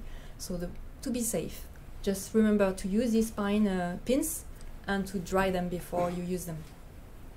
Voila. And of course, there are many people involved in this beamline developments. So these are my ESRF colleagues, my EMBL colleagues, the ISPIB collaborators and MXCube collaborators, and so voilà. If you have questions, I'm here for the next 3 days. Great, Stephanie. It's what's completely clear is that the actual final collection of the data is only a small part of the project. Questions? So you did not mention the PIN barcode. Yes. So it's not obligatory to use the PIN barcode. At the moment, we don't read them automatically. No, we don't read them automatically. I mean, with the new robot, we read them, but we don't pass it to the control computer. So this will be something we need to do in the future to actually, because in the past we were reading them with the old sample changes, but now with the new ones, we don't we read them, but we don't store them, and we don't store them in ISPIB, for example, and we don't pass this information to MXCube. But in the future, you will start. I think it's important to do this. There Yeah. are so many samples. Yeah, yeah. But what is really important is to fill in the proper barcode of the puck, because then this will be used by the local contact to put, or you, to put the pucks at the right position in the sample changer. So this is human, this can be a human error. This can lead to human errors, I agree. And Stephanie, do you guys plan on adopting this the diagrams of barcode into systems? We've been doing that to try and eliminate the human errors, for example. yeah, I think we will go through to this, yeah. Do you put images back to ISPIB? You mean raw images? Raw images or metadata on raw images? Yes, we don't put raw images into ISPIB, but we do, for example, you can view in ISPIB, you can get the MTZ, you can get so all the auto-processing data, and you can view, you can also get the JPEGs of the images, of the first image. Okay. Is it possible to offload this data programmatically, not through the web interface from ISPIB? You can use SFTP or... I mean API, like Python API or JavaScript API for talking to ISPIB remotely. So we don't store this into ISPIB. So that means you'll have to do this to the NICE account where the data are stored. Okay. But you can do that, yeah, with a program, yeah. And there will be also, we discussed that briefly before, we are using ICAT as well, and so it will be, we haven't plugged it, we don't have an access, a direct access to ICAT for the users at the moment, but this will be also a possibility to get to the data. Is it your own version of ICAT, or you talk to STFC in... No, it's a collaboration with STFC. Yeah. Okay. But we have a data policy manager at ESRF now, and he's deployed this on the beamline, so gradually on all beamlines. Okay. We have only one person, so it takes some time. A stupid question. On your declaration form, why do you need data of birth and place of birth for that declaration? I'm not in the administration, but it's maybe because we have the neutron reactor on site. So I suppose you cannot answer, but for remote access, I would say maybe it's not that crucial, I guess. But this is the system, how it's set up, because actually initially all users were coming on site, so you needed to have all this information to actually enter the guards on site. In when you complete the declaration form, you are logged in already, so this information is supposed to be in your account already before you give in a login. Sorry? When you sign your declaration form, submit the declaration yes. form, you're already logged in as a user, is it not? Yes. So that information like date of birth and place of birth should be... It is filled automatically. But you ask it again. No, you ask to actually validate that this information is correct. But you are logged in, so you're validated as a user when you're logged in. So you're talking about... No, it's fine. It's conversation. I apologize to everybody. So, are you talking about this here, this declaration form here? Yes. In the end of it, you have place of birth and date of birth, and how it complies with the recent European Directive on Personal Information and so on. Place of birth, date of birth. This is automatically filled when you log in. You just have to tick here and validate this declaration. So basically, it's to make sure that this is correct and you haven't forgotten that you have changed nationality in the in the meantime. That's all. So it's already filled. But I think initially this was all this is because of the reactor on site and for on-site people coming to visit us. And this is the same database, so we don't differentiate. Can we do a reprocessing of the data after auto-processing? Yes, you can do auto reprocessing, but this data... Like with less number of images, like we do with 2,000 images first, and we don't take the result. You mean from iSpy-B? Yeah. We don't do this for the moment. This is what we want to do. We don't do it for the moment. We don't provide this, but we will do. But you can download the data. Yeah, but I suppose you wanted to have access to the data, the MTZ, and reprocess, you know, with a different space group or with cutting some, yeah, or the resolution, or you know, merging data sets, or especially when you have small crystals, you might want to merge several data sets. We don't provide this, but this is in the air. It's just that we lack manpower, as everywhere else, I guess. Okay. You have another question? How long do you keep the data? It depends what data. So the metadata, we keep it forever, for the moment, in iSpy-B. And the raw data, we keep them for 3 months in average in your proposal account on NICE. And then we have them on backup for another 6 months to 1 year. And I don't know, it depends on the kind of users you are. And where you can contact your local contact if you lost data from less than 1 year ago, and he will get the IT people to actually put back the whole session on disk for you. And also now with ICAT, there will be access to this data forever.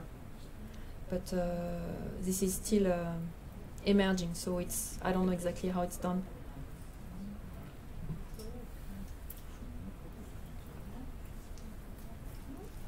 Is there any other question?